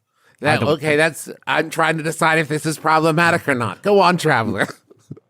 What? Your women? Perhaps in your land you prefer to treat your women like shrinking violets, but where I hail from, they are fierce warriors. This is cool. Yeah, man, I'm into it. Wait, hold on. I'm into this. And I get to just watch and listen. Let me roll for intimidation. Yeah. I want to know. Yeah. That kicks ass. No, okay. You're in that headspace because of Madame Web, I feel like, maybe. Yeah, I feel like Madame Web has. I want to tell you guys everything about Madame Web because it's finally out. And I feel like if you don't know about Madame Web, I think you've probably decided that you're not going to see Madam Web. That's probably a good decision. Yeah. But I might try to make a pitch. If you don't even want to hear about Madam Web, know that we sat here stone cold 5 minutes trying to think of another thing to talk about in the intro, and there's just nothing. It's just Madam Web out there today. So let's address question 1 that Travis asked me off mic, or maybe it was Griffin. Why did you watch Madam Web? Good question. Okay? Yeah. Good Essential question. Let's start there. The hardest thing I saw someone do a TikTok recently that said the hardest thing about being married, and it's like, oh well, so you have to pick something to eat, and that's true. Yeah. But every night you have to look at your partner and say, "What are we going to do for dinner?" As though you've never ever had to figure it out before. Yeah. So in the second hardest thing is picking something to watch. Now, when Sydney and I we have similar tastes, and we're locked in with the show that we both like. We're watching it. Madam Web came about because we just found something that we felt the same about. We both didn't want to watch it the exact same amount, and for some reason it made sense. It's the two negatives. It's the make two it positive. negatives Yeah, make exactly. it positive. Yeah. So some things about Madam Web that I think is important to know is that nothing happens in it. Cool. That's one of the chief things you should know about Madam Web is that nothing happens in Madam And Web. sometimes you want that in a movie, just a nice, relaxing. I get to the end of one of these superhero movies, guys, and I'm fucking tired. They have worn me out watching them run around and throw their shields and stuff at people. That makes me exhausted. Right. So the things that happen in Madam Web that are cool the main. Okay. I'll tell you the plot of Madam Web. So Madam Web's mom is a scientist in a jungle. Okay. And she's looking for super mega spiders that can cure disease because her daughter has a degenerative disease. Her unborn daughter has a degenerative disease that she's trying to find a cure for with incredible power. You could just say we've got kind of a Morbius situation going on. So the super spider is located, but then a mean man steals it from her so he can have the power of that for himself. But he shoots her, but she's rescued by, I don't know how to say it other than there's sort of like Spider-Men who live in the jungle. Sure. Okay. Called Los Arañas. Okay. So she's saved by them, and then they use their incredible spider magic to try to save her long enough. Now, hold on, because I've never known the magic of spiders, the magical spiders. I've never known Spider-Man to be a wielder of the arcane arts. Interesting. You think that would have come up because there's been a lot of times where Spider-Man has hung out with Doctor Strange, and you think it would come up that Doctor Strange would be like, and I know you to also be a practitioner. Yeah. Of the magical spider. I'm not saying that there is much of a biological explanation for man gets bit by special spider and then can shoot a very tensile jizz from his wrist that lets him swing around New York City and there's an internal logic to it, I guess. Right, but I guess it is magic if you think about it, is what I'm saying. Flash forward. Okay. Fast forward 20 years. Welcome to New York. Hey, in the city. It's the 90s. In Welcome, New York, Spider-Man are swinging from buildings. They're shooting their webbings. We try to calculate the time. I think it's around like early 2000s. We see Madam Web. She's a firefighter, ambulance driver. With her partner you'll never guess, it's Ben Parker. Cool. Famous uncle. Uncle. Sorry. Not the clone. I've never known him without a nephew. Adam Scott as Uncle Ben, who when we first see him is in the back of an ambulance trying to save a life by delivering one-handed chest compressions. Holy shit. Is he a superhero? Sydney said exactly. That's a hell of a thing. Yeah. I said, really? You don't see that a lot? He was using his other hand. He was using his other hand to eat a New York hot dog. Hey, I'm compressing it. Yeah, and so staying alive. Yeah, you're supposed to do CPR to that. Oh, you are? I just am always kind of singing "Staying Alive" because I'm a New York guy. Now, what do you think Adam Scott's experience was in the short 30-second window of you're going to play Uncle Ben in a Spider-Man movie? But here's the catch. So we know that there has to be a Spider-Man movie from Sony every couple of years or they lose Spider-Man. Yes. So that is why these movies exist. And Sydney thinks that Spider-Man has to be in it, which is, we'll get to that. Ben Parker, we find out, has a sister. Ben Parker's brother Richard is gone. His sister Mary, the sister-in-law Mary, is pregnant with Peter Parker. Now, the first conversation we see Madam Web have with Ben Parker, he says, well, I've met somebody new. I'm really into her. And she's like, what's her name? And in the audience, I'm like, it's May. And then it stares at his face for like 5 seconds while he makes like sheepish looks and doesn't say May. Yeah. Ben Parker is in the movie, so the movie can remind you that it thinks you're an idiot. Yeah. It will not, he's not going to say that. Later on, there's a very similar scene where they're talking to Mary Parker and they play a game about what they're going to name the baby. Oh, nice. You know what they never, you know what word is never said in that scene? You know what word is never said in that scene? You guessed it. Peter. Nothing happens in the movie. Madam Web doesn't have any superpowers that she can use. Okay. So they introduced magical Spider-Man in the jungle who used spider magic to save her. Yeah. Yes. But that has no impact. Okay. Awesome. She at one point attempts to climb up a wall and just kind of slides down it in one of the movie's few entertaining Now, scenes. wait, I will say most movies do have that scene in it where they do. Most movies have beginning, middle, and end, a climax, a denouement, and a Spider-Man test to see if the character. I remember it in the marriage story with Adam Driver when they were like, I hate your fucking guts. I hope you fucking die. Hold up 1 second. I just got to check one thing.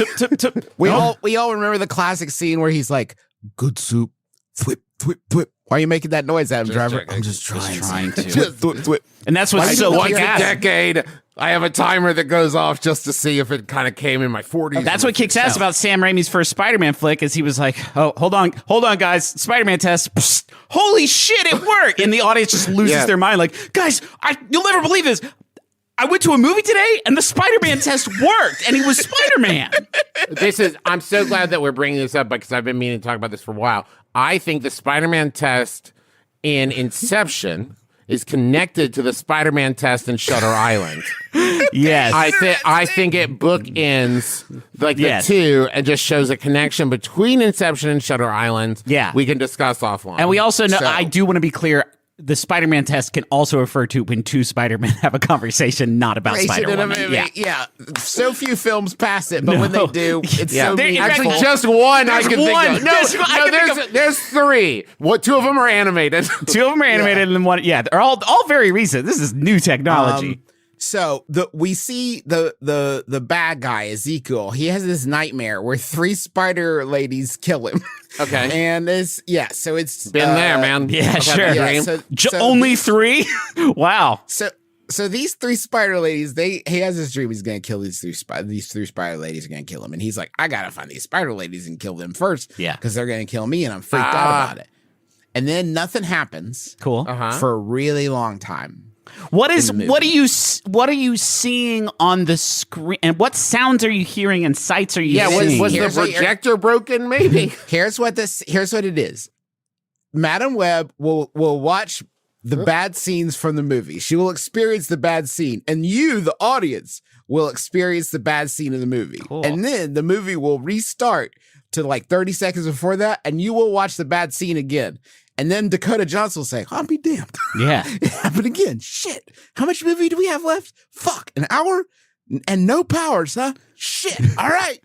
And then she finds those 3 spider ladies, and you'll never guess it, but none of them got powers either. Because that's in the future when it's interesting. Whoa. When the movie is interesting, Dakota Johnson has spider powers. No, has psychic powers where she can see the future. And then she has 3 not spider. Gotta be related to the spider magic in the jungle. It's related to the magic spiders. We don't know how the 3 of them get spider powers because we never see it happen. They're just kind of in the movie. Yeah. Okay.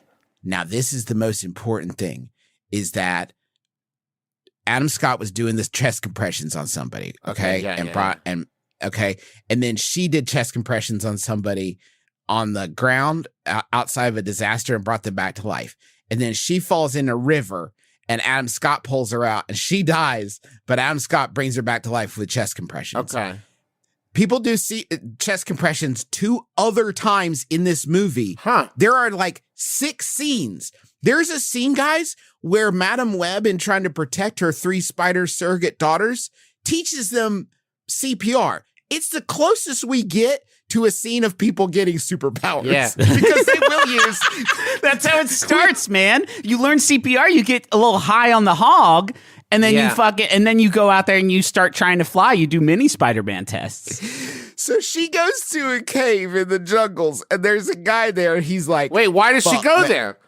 Yeah, and so she goes to a spider cave in the jungles, and there's a guy there, he's like, fuck, man, you are so powerful. And she's like, really? Because I feel like I'm just kind of going nuts and seeing things in the future, and then they restart. No, man, you know CPR, and that's where it all starts. He's like, when you figure it out, fuck, you're going to be cool. And she's like, now? He's like, not now. Not now, but later. Dang, you're going to rule. And she's like, can you teach me how to use my powers? Like, you assume he's the Ben Kenobi or whatever. Yeah. And he's like, no, I can't. I can't do that. I wish I could. He's like, when you're ready, you'll be the most powerful. And he's like, I'm sorry about this. And he punches her so hard, her spirit flies out of her body and into a lake. And the result of that is nothing. Nothing changes as a result of that. She just kind of goes back into it. At the end of the movie, now we're getting into spoilers for the end of the movie. Okay. So I want to tell you what happens at the end. Can I tag out? No, you're still in. Fuck. At the end of the movie, the bad guy, Ezekiel, is threatening all of her surrogate spider daughters at the same time. So does he have 3 guns? How does that work? It's like he took the spider magic, I think, so he probably has extra hands, right? Okay, they're all in danger. Madam Web still has done nothing for the whole movie, okay? Yeah. In my head, when I saw there was 10 minutes left, I literally couldn't believe it. It's impossible. We're still in Act 1 of this film. But there are 3 of them in danger. What happens is that Madam Web realizes that she loves her mom so much that she is able to split her essence into 3. Now, those 3 essences don't actually do anything to help the spider ladies. Yeah. They just kind of like super support them. Just looks cool. And then the bad guy Ezekiel is mad about that. Yeah. So he punches her so hard in the stomach that she goes back together into 1. Okay, so far we've seen her, is one of her powers that when she's punched, it either knocks her spirit out of her or pulls her spirit back in. Yes, I think She's it's a power. Ethereally punchable is not a great power. Yes, it's not a great power. And then what happens at the end of it is that she notices there's a giant Pepsi sign above the evil Spider-Man, Ezekiel, and then she's scooting away from him, and then she scoots to the exact place where the sign is going to fall, and that's how she beats him, is that she scoots to a place where a Pepsi sign falls on him. And if I'm the PepsiCo, I do not think I want my brand used like that to crush. Now, hold on, Juice. Hold on, because I had the same thought. But if you're PepsiCo and you find out that the Pepsi sign smushes the bad the hero guy, of the movie, does more than Madam Web does, I think you're back on board. Yeah, so I think I'm into it at that point. Is the guy that she meets in the cave Saul from Better Call Saul, and he's like, you're going to be really good at staging insurance claim accidents? Because that's what it sounds like she is set up, because they're going to sue Ezekiel's family. Yeah. Is going to be able to sue PepsiCo for maybe billions. Everything. Oh, you guys are worried because she falls off of the thing when the sign crashes down and kills Spider-Man, and she falls off. Wait, and kills Spider-Man? What? Evil Spider-Man. Okay. She falls into the water, and her spider daughters bring her out of the water, but she stays dead forever because none of them can do anything about it. Oh, man. So it's sad how it ends. No, Wait just a minute. kidding. They use CPR. Fuck yeah. And bring her ass back to life. And then in the movie's final shot, you see all 3 of them with spider powers and Dakota Johnson in giant ass red glasses and a red cape. Did I mention it made her blind? Falling in the water. She's blind now, but that's fine. She's not in a the wheelchair. couple of times she's been punched and it affected her spirit. No, she's in a wheelchair. She's got huge glasses and she looks cool and she's floating around. And then the movie starts. And then the movie ends. No! What happens is the movie ends. And they're like, okay, time for the movie. Justin, are you ready? And they're like, I'm actually not ready because I don't want to watch any more of it, but I guess fine. No, end of film. Listen, that's the end of Madam Web. Think of it this way. Madam Web 2, mathematically, is going to have 2 movies worth of kick-ass stuff that happens in it if none of it happened in Madam Web 1. That's a good point. They were Delayed saving it all. gratification. It is superhero origin story edging is essentially what they have conducted here. 2 other brief notes. The man in the cave tells her that when she accepts great responsibility, she will have great power. That's cool. Oh, so it's kind of a reverse of traditional, because normally Uncle Ben would put a lot of extra pressure on his teenaged nephew of saying, hey, man, with great power, you have to save everybody in the world. But instead, he's saying, when you're ready to save everyone in the world, good news. You can. Imagine the backpack of cocaine that must have been consumed after that line was written in a room. Like, guys, I fucking got it. Toss down the JanSport. Stan, you took 3 weeks vacation after one day of writing? Yeah, you don't understand. I wrote this line. Right? Well, I just read it, and I'm going to take a week's vacation. Yeah, I know, man. Reading it, because I hired you, so I deserve it too. Listen, in one of these final moments, Mary Parker, Peter's mom, is rushed to the hospital. Do you want to take your shirt off and then continue telling us about? Because she's about to give birth to the Spider-Man. Yeah. And they never say his name or anything. They ask Madam Web, so how's Ben like being an uncle? He loves it. It's all the fun of being an uncle with none of the responsibility. And surely she says, Dad. And then she says, if only he knew. Like it's a joke because she can see the future, right? The joke is Mary's going to die. His brother is going to die, and Mary's going to die, and then later Uncle Ben dies. But hey, Spider-Man. When the baby is born, you do see the baby very briefly. And then Sydney leans over to me and she says, okay, that explains it. And I said, what? And she said, well, they have to put Spider-Man in the movie for it to count for their contract, right? I'm like, I'm not sure it's exactly how. She's like, no. This is what it is. That's Spider-Man. So they got to get Spider-Man in the movie. So Spider-Man is in the movie, legally speaking. Yeah. Mm-hmm. It's a Spider-Man movie. He's in there. He's got it. So it contractually satisfies their legal obligation to have Spider-Man. I'm not a in the copyright or contract lawyer, but that is the best explanation for the existence of the movie, I think. Yeah. That could be made. Okay. The presence of baby Spider-Man, we can debate whether that the movie being released is 100%. Yeah. Like, I think they would look you dead in the eyes over at Sony and say, "Oh yeah, we had to release that. We did have to." Yeah. Justin, cool. I have one question left, and it is CPR related. At thank you. At any point in the movie, does anyone do the thing where it looks like the compressions aren't working, and they get so mad that they kind of start pounding on the person's chest like a gorilla, and then that works? No, Trav, the chest compressions always work. Oh, okay. 100% of the time. And it doesn't just keep their blood pumping and oxygen going enough for them to get to the hospital. It brings them back to consciousness. The one time, there is one time it doesn't work. It's early in the development of her psychic abilities. And she sees her friend get into an ambulance and leave the scene of an accident and then get drilled by an oncoming truck. Bummer. And she sees that happen and then time resets. And she's talking to God and she's like, oh man, that was so weird. Well, see ya. And he's like, okay, are you sure I shouldn't wait another few seconds? She's like, no, go ahead, go. It's fine.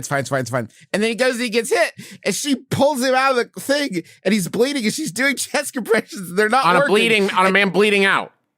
And she realizes that if she doesn't act on these visions, people could die so badly that even CPR can't bring them back. Devon Sawa figured that out right away in Final Destination, and it takes Madam Web watching someone die twice before she connects the dots. I can't believe I have to tell you this again. Whenever Devon Sawa is in a movie, he is not playing himself every time. I don't know why you have that stuck in your head. But he looks exactly the same. Okay. Like, but if I remember see him watching in real life and I see him in a movie, he still looks like Devon Sawa. He still looks like Devon Sawa. I get that, but we watched Idle Hands together, and you were kind of insufferable because you were that like, one was a wild one. You were like, why would Devon Sawa do that? And it's like, he's an actor. I didn't know that Casper was the ghost of Devon Sawa. Yeah. Oh, Sorry, our friends Emma Gill, who recommended the movie, pointed out. Gil said, "I want to repeat. The CPR was somehow more distracting than the fact that his villain had his feet out the whole time, which I thought was also really interesting and also good. Yeah, the villain's puppies. They're just out. His toe beans are just there. The bad guy, anytime he's not dressed as evil Spider-Man, he's in a full power suit, but with the puppies blazing. Fucking Now, cool, dude. boys, we have been talking about Madam Web for 23 minutes. You've been listening to Madam Web for 23 minutes. I've been talking about Madam Web for 23 minutes.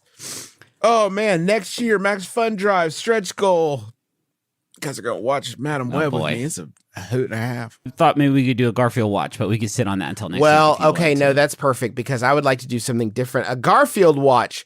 We've got 2 flops, and I would like to talk about the previous weekend in the box office if I could. I see. Okay, in fact, I'd like to talk about the past 2 weekends in the box office. Yeah, what's going on? I can. Thank you. So I want to look at the domestic.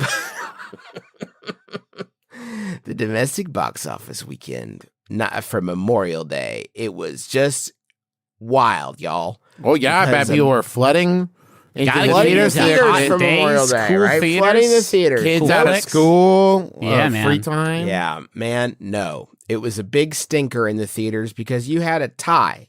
America looked at the movies. Yeah.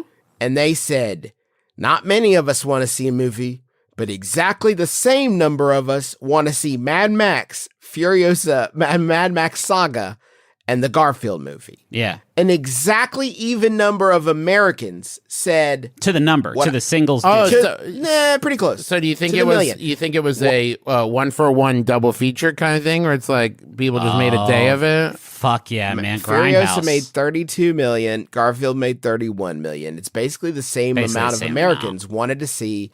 Now, a much larger set said, No. no, thank you. no films for me today. Thanks. No, thanks. Yeah. No movies. I might dip in on the Fall Guy. I missed it.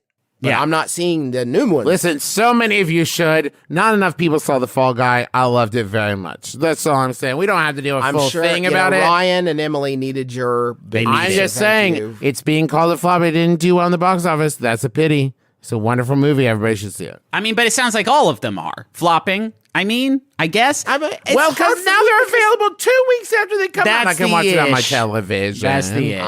I'm frustrated because more people didn't go see Furiosa, and I think George Miller's a genius. Yeah. And I think everybody should see his films. He works so hard at them. My bigger frustration, I'm among the number who has not seen Furiosa. Yeah. So it is a very frustrating situation all around for me. Both frustrated with everybody for not making this thing make money so I can watch it. But you also being part I'm of the kind of problem. frustrated with myself. I mean, I'll take it even a step further. I know Okay. Stone Cold for a fact. I'm gonna see the fucking Garfield movie before I see Mad Max Furiosa and Mad Max Saga. That's the full Absolutely name. undeniable. The I go see films largely for my children. Last one I went and saw Kung Fu Panda 4. The Freudian slip, but maybe not that much. wow. No, it was all right. I do actually enjoy the Kung Fu Panda films. Anyway, that's neither here nor there. I have to see this Garfield flick because we saw the trailer for this. Henry doesn't know who this fucking orange cat is from Adam, was like, day one, we are going to see him. His dad's in it. Odie's I in love it. how he sounds exactly like Mario. It's so cool. And Star-Lord. He does like that, Justin. Actually, that's cool because now Mario can be in so many movies, so many wonderful films. If you see both of those, by the way, Garfield and Mad Max on the same day, is Garfield Furry Road, a Mad Max saga, is the two That of could them be cool. together. Yeah. I think it's the full title is Mad Max Garfield Fury Road. Furry. Mad Sorry, Max Justin. Saga. Furry Road. Road. Furiosa. Furiosa, a Mad Max Boy, Garfield saga. both of those two sound so angry. Yeah. You think Mad Garfield? Max, Oh, sorry. Furiosa, they both sound like so steamy. I wonder if they Yeah. realized they Everything did that. happening. Do you think that they Yeah. put that together? Where it's like Embarrassing much. I think they didn't go see Furiosa because it was a prequel, and we know she's fine. Yeah. She's in the next one. How Yeah, many that's a big stabs problem. at making a Garfield movie do you think they're going to do before Hollywood just owns up to the fact people don't want to see Garfield? Shut the fuck up, Travis. You are saying some really rude and wrong stuff right now. I man. already told you my son is dying to see this orange cat eat some lasagna. Like dying. Do you think dying your for it. son is the cross-section representation of real America, Griffin? Well, let's talk about it, Yeah, Travis. In kinda. 2004, Garfield, the movie, came out starring Bill Murray because he thought it was a Coen Brothers movie. Yeah, It's true. it happens. And then that one made $200 million on a $75 million budget. Jesus Christ. Amazing. What, Thank you. globally?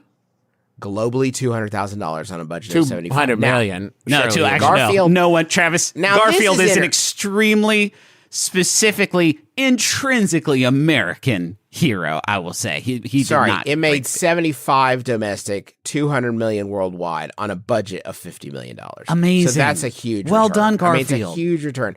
Tale of Two Kitties. Perfect. You got Billy Connolly in this one. It makes 143 worldwide It's a sequel. on presumably the same budget. I mean, Yeah. it's a Grand Slam franchise. Why did they let it go dormant for that long? That's my question. Yeah. Well, they Well- couldn't think of a three. They couldn't think of a three name like a Tale of Three. Hey, my babies, you know that those budgets aren't reflective of actually all the money they spent on the movie, right? Yeah, I know, but like they gosh. didn't probably. I mean, I know Because they the have to marketing spend and money. stuff. You have to mark it. And that, What I'm and saying that Garfield fool was Go everywhere. off. Go off, Film King. I'm just saying. This Garfield is also not a thing. What? Garfield is just around.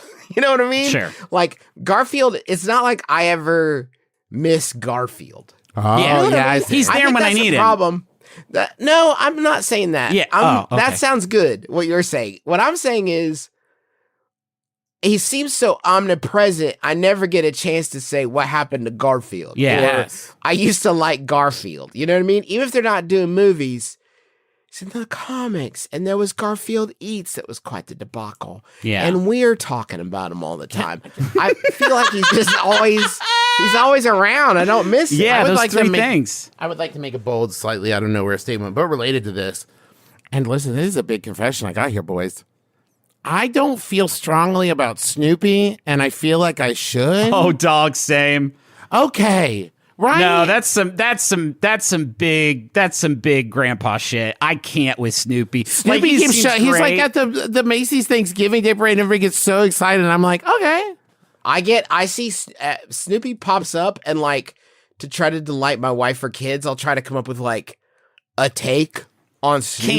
Can't. Yeah. There's nothing. No. It's just he's Snoopy. Joe Snoopy Cool. is the he's like he's the Seinfeld of the comic strip world. no, It's- he's not because I had some opinions. Sorry, about Seinfeld a couple weeks ago. sorry. He's the Frasier of the comic strip world. I got my white sitcom stars mixed up in my head for a minute. I just don't even think. So if you dry. think about how much we've been able to talk about Frasier, I'm not even sure that's accurate. yeah, Like that's it's true just too. Damn it. He's just. I don't know. Yeah. Not funny. It's fair. just Snoopy, man.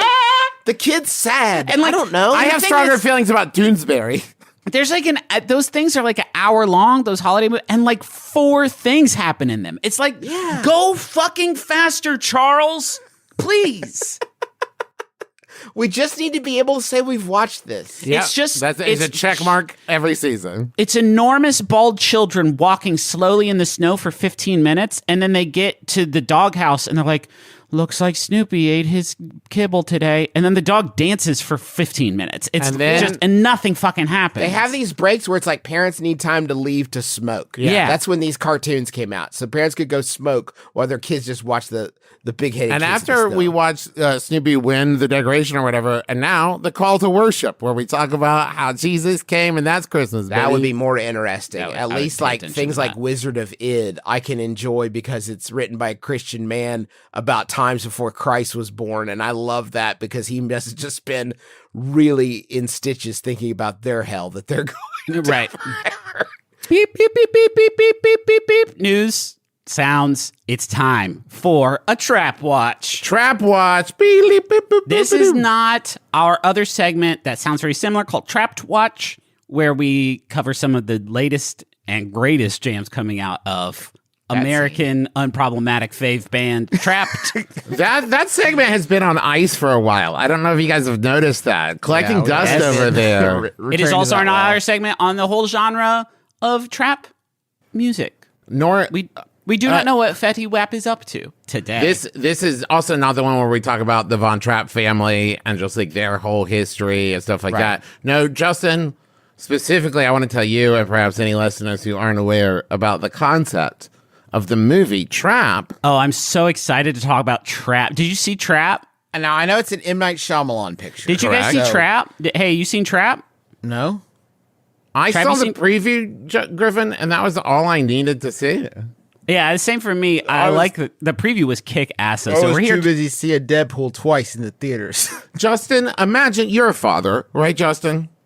Okay, so we've all been in this position. You have your kid begging you to take you to the concert of an incredibly popular musician, perhaps a Taylor Swift level musician. Or a Danny Go, if in our case. Correct. So, Justin, you, like, arm and a leg, buy these tickets. You're taking your, I think, tween daughter to go see Taylor Swift. Yeah. And you're going to buy some merch for the show, of course. While there, the merch salesperson reveals to you that this whole concert is, in fact, It's a sting operation, a trap, if you will, It's to catch trap. the most notorious serial killer alive working. The concert's a trap? Whole concert's a trap. They put a big cage over the whole concert. Yeah, they figured Who's out the the band? serial killer's going to be there. Who's the band? It's Trap. Taylor Swift, right? But it's Taylor Swift, but also M. Night Shyamalan's daughter. It's both things. Okay, got And it. so then the salesperson is like, yeah, so everybody's going to get checked leaving to see if they're a serial killer. Yeah, they have a little gun that they point at you, and if it goes boop, it means you're the serial killer. And so that's you're how like, you know. oh, cool, man. But then as you're walking away, Justin, we see that you are very nervous because you are, in fact, the serial killer and the star of this movie, Josh Hartnett. That's Yeah. right. Shyamalan twist, the main in the character. trailer. Huge for me, because I see these movies and I'm like, this the beach that gets you old, and I'm like, fuck, I wish I knew what the twist was with the beach that get you old, but the trailer didn't tell me, and I certainly didn't go see Old in theaters. This one, Juice, they put the thing right in the GD trailer, which was awesome. I love having that twist right up front. So I didn't see Island Make You Old. Yeah. It's not a whole island that makes you old. This is something Beach that makes people you get old. confused. It's just one side. It's the one edge sort of perimeter of one landmass. If the whole island got you old, that movie would be so shitty. I also think he did. I've never seen the movie. That actually makes a lot more sense because I thought it was just a movie about watching people get old. Yeah, real check fast. this out. Every island is an island that get you old. Yeah, that's true. That's a good point. It's like M. Night Shyamalan watched Boyhood and said, I'm just going to film somebody for 100 years. He said boring. Not enough. I Fast saw- forward. I saw Grandparents Are Wildin'. Yeah. See that one? Yeah. Saw The Visit. Grandparents Are Wildin' Out. Oh yes, yes. I saw Did you see Weak Man. Elevator? Elevator was good. I saw Weak Man versus Bruce Willis. Uh-huh. That was and Did you see Weak Man versus Bruce Willis 2 and 3? I saw the whole franchise. Okay. Yeah. Okay. So how do you feel about seeing Oops, My Dad's a Serial Killer? Yeah. Travis, actually, this one we can't change the title of. Trap is the best fucking title of a movie, certainly this year. A lot of movies think we have to put a lot of words in here. Avatar, The Way of Water. It's like, you've told me so much about that film, and now I don't want to see it. Trap. I gotta see Trap. Let me get one ticket for Trap. That is kind of nice too, because if you don't like it, then at the end they can just be like, "Well, I guess you're the trap's on you." Yeah. Like we said it was a trap, and you got trapped. We got your will money be and you got scanning nothing. everybody who leaves the theater to see if they're a serial killer. I'm gonna see Trap. The trap is to catch you.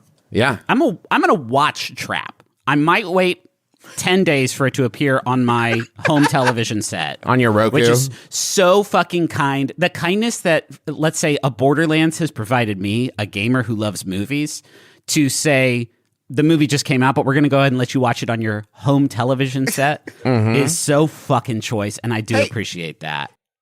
Oh, God. I'm so excited, guys. Edge of my seat. So excited. Yeah, we're edging big time. I do wish someone would say the sort of premise of the bit. Otherwise, me and Travis sound completely unhinged right now. Yeah, we're so excited because Megalopolis is dawning all around theaters all around the nation. I actually don't know if it's going to come here. Do you think I'll be able to see it in Huntington? I hope so. Yeah, do you think you'll get to?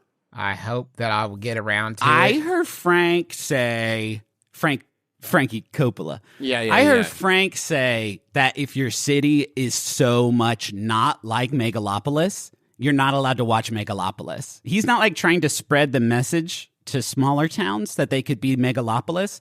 He wants to congratulate New York City, Los Angeles. Let me catch you up. Francis Ford Coppola spent 40 years trying to make this movie about New Rome called Megalopolis. It's in the same mode as Fritz Lang's Metropolis.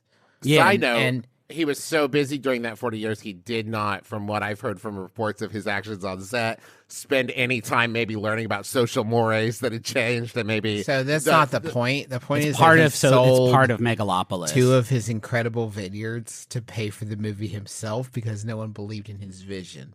Damn, so dude. Now we are finally experiencing the fruits of those labors and the fruits of those vineyards, if I may be so bold. What does that say, though? Like, if you're a Steven Spielberg, you're a Ford Coppola, you're a Scorsese, right? And I am. And you are. And you've made big blockbuster famous movies. And then you go to somebody and you're like, I have an idea for a movie. And you spend 40 years telling people about that movie. And for 40 years, they're like, no. I want to make that movie. Absolutely not. It'll be good. It'll be really, really good. Oh, we know. You make good movies. We just aren't going to pay for this one. No way. Yeah, this idea sucks so bad. We don't want to work with you.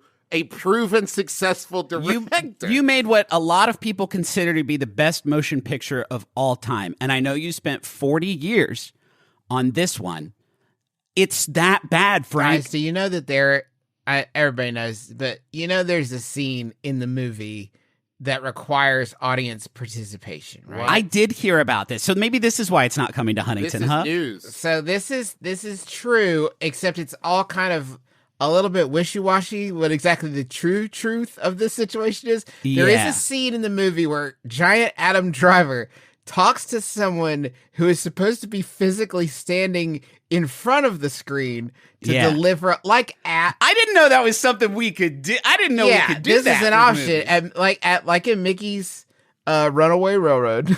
Yeah. Goofy explode the train and then talk to the Disney explodes employee. And then the attendant says, right this way, everybody, let's go inside the cartoon.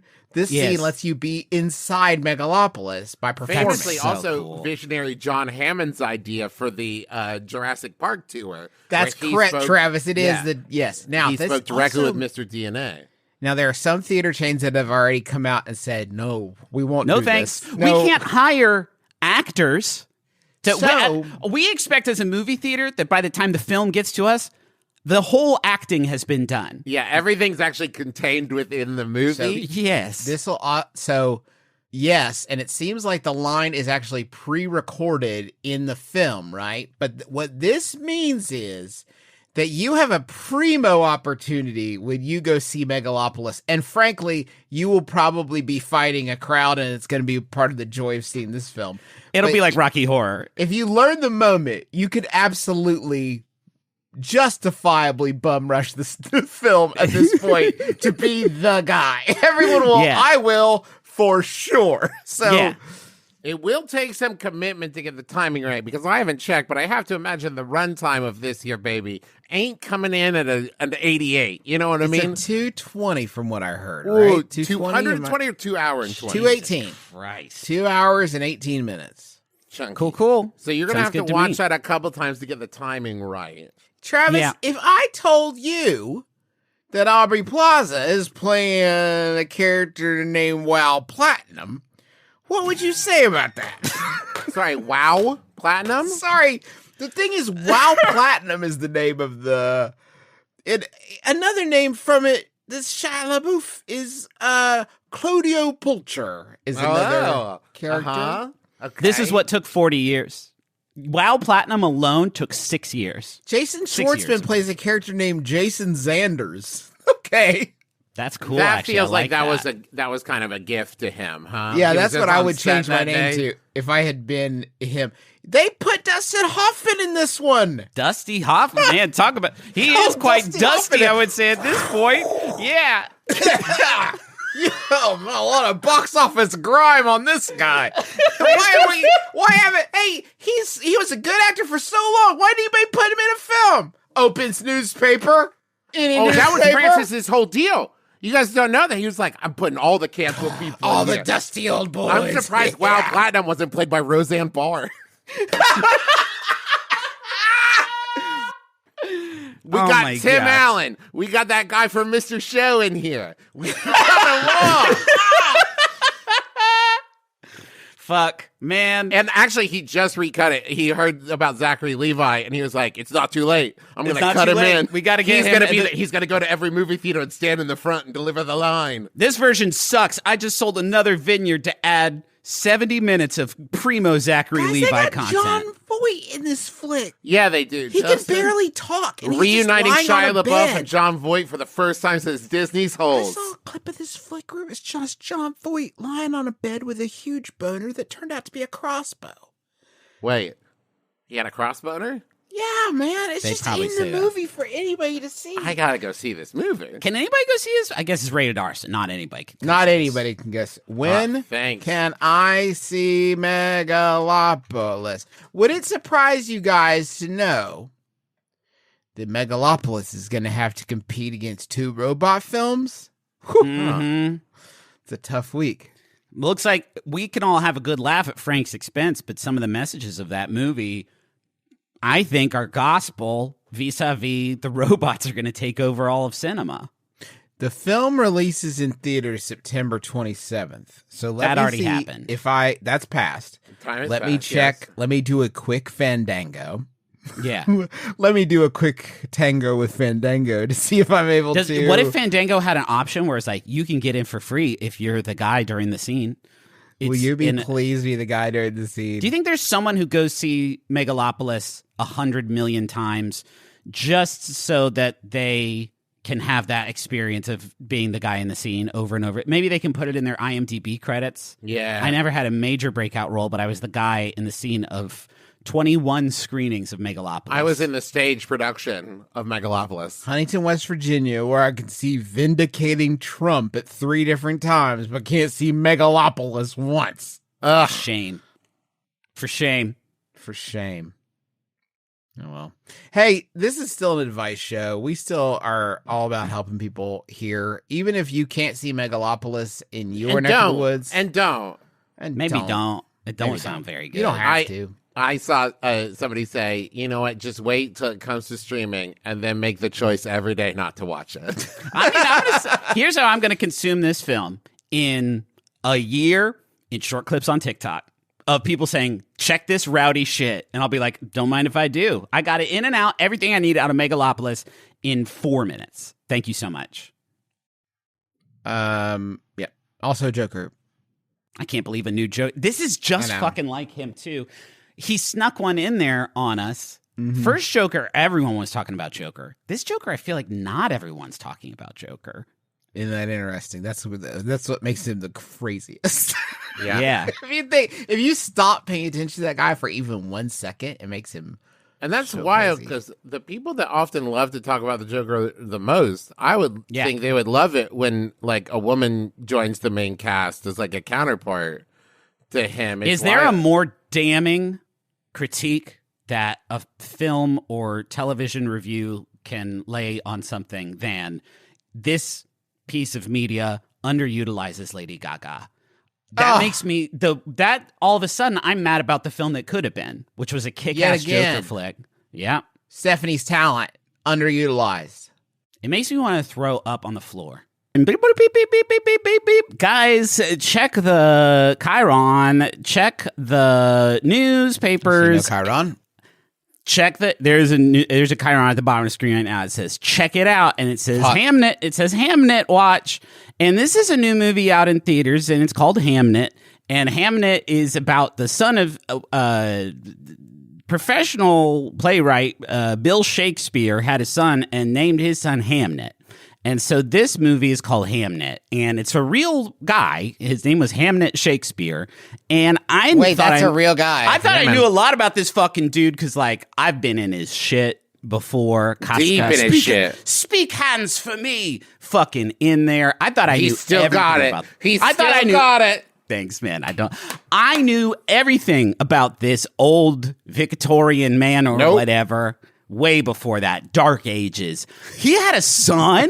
Cool, first of all, and he named him Hamnet, which is also cool because he also wrote a play and called it Hamlet. Now, hold on. That's awesome. This is what we need to talk about, Griffin, because I've known this for a while, and the thing that blows my mind, imagine, so Hamlet is a real wiener who murders people and, like, all this Bill stuff. Shakespeare's son becomes kills guys? Well, no, that's Hamlet. Imagine if Dad wrote a story about someone named Groffin, who was a real wiener who complained all the time and was just like, and like killed a man.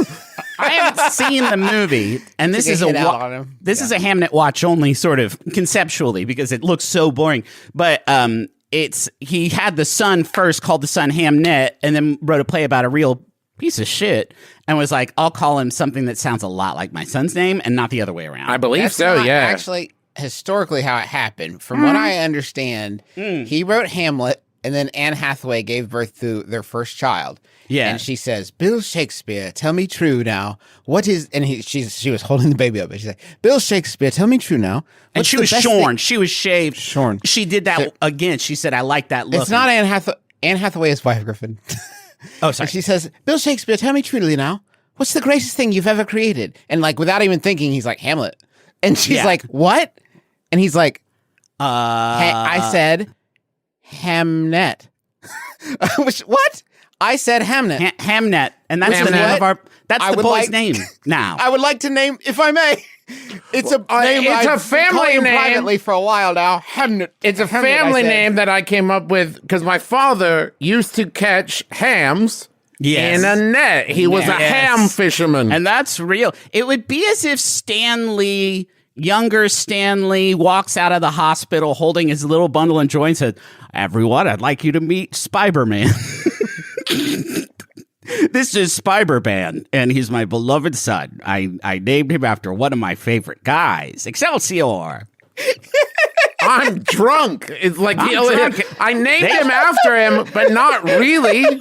Yeah, they said that you shouldn't name kids when you're drunk, but I called this one Spider-Man, and I put it on the papers and everything. I named it close enough to it that's very obvious, but for some reason I changed one letter. Just so fucking wild. This is Just my so son, wild. Excelsior. Yeah. I haven't seen the movie. I assume it's just 2 hours of a man named Hamnet walking around going, Can't believe this. Oh, man. Not again. Crazy. Everybody loves this play. I believe it's pronounced Hamlet. I get that. I get that a lot, but Dad put an in there because he's a wordsmith or some fuck. I don't know, man. God bless the name of the fake play from Something Rotten, Trav? What's the name of the fake show in Something Rotten?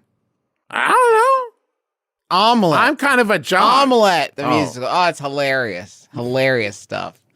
I love Shakespeare. I love Shakespeare, and I love all of his stuff. It's cool that this movie came out, and it's going to help old Hamnet Shakespeare's SEO, certainly. Because now I think we're going to get a lot fewer autocorrections like, did you mean the great tragedy Hamlet with an L? It feels like a sequel to Shakespeare in Love, but that's only based off of the 3 seconds that I accidentally saw on a TikTok. And I was like, is there Shakespeare in Love? But no, it's Hamnet. Okay, 3 seconds of Shakespeare in Love or 3 seconds of Hamnet? I saw 3 seconds of Hamnet. Okay, I thought you were saying, like, I'm too cool for Shakespeare in Love because I used to work at the Great Bards, like... No, Shakespeare in Love rules. I'm saying there's a moment where Jeffrey Rush says, the show must, and then someone says, go on, and you're like, that's how they came up with it. It's brilliant. That happens in Hamnet? No. It happens in Something Rotten. Damn it. It happens in Shakespeare in Love. They gotta stop making movies about Shakespeare, guys. And then Dan Aykroyd and Tom Hanks are hanging out, and they fight a big snake. No, that's Dragnet. Sorry. God that's damn. Dragnet, the movie, based on the TV show. of the similar name. Which one? Sorry. I don't know if Hamnet is about Hamnet or William Shakespeare. Well, it's about, is William Shakespeare in it? Is there an old? He better fucking not be. I'll kick his ass. If I see that dude, I'm going to kick his ass. Wow. Yeah, man. If I see, yeah, dude. Sheesh. If you see him on the movie screen, you're going to kick his ass. You're going to If I say, see kids, stay Shakespeare- seated. I do that. You know how heated I get, and I have like real temper problems when it comes to people who've wronged me. And if I do see Shakespeare on a screen, fictionalized, being played by an actor, the real guy, whatever, I will go in there and kick his ass, Purple Rose of Cairo style. Justin, I want to say that in your little short vignette of a scene you did there, were you imagining that Griffin has taken his 9-year-old and 4-year-old son to go see Hamnet? I bet it's okay. I bet it's suitable for work. Both scene and vignette were very generous there, Trav. Thank you so You're much. welcome. For that. Yeah, it was in that.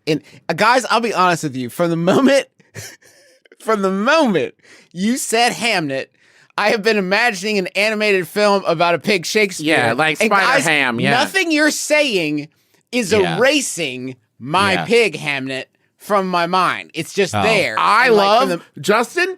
so like in my mind, he was saying Hamnet starring Seth Rogen as Hamnet. You know what I mean? Like I was in your that's what I was mind, seeing. they wanted to make an animated film about Shakespeare, and they took the name Hamlet and they said, "No, we got to funny it up, Hamnet." Okay.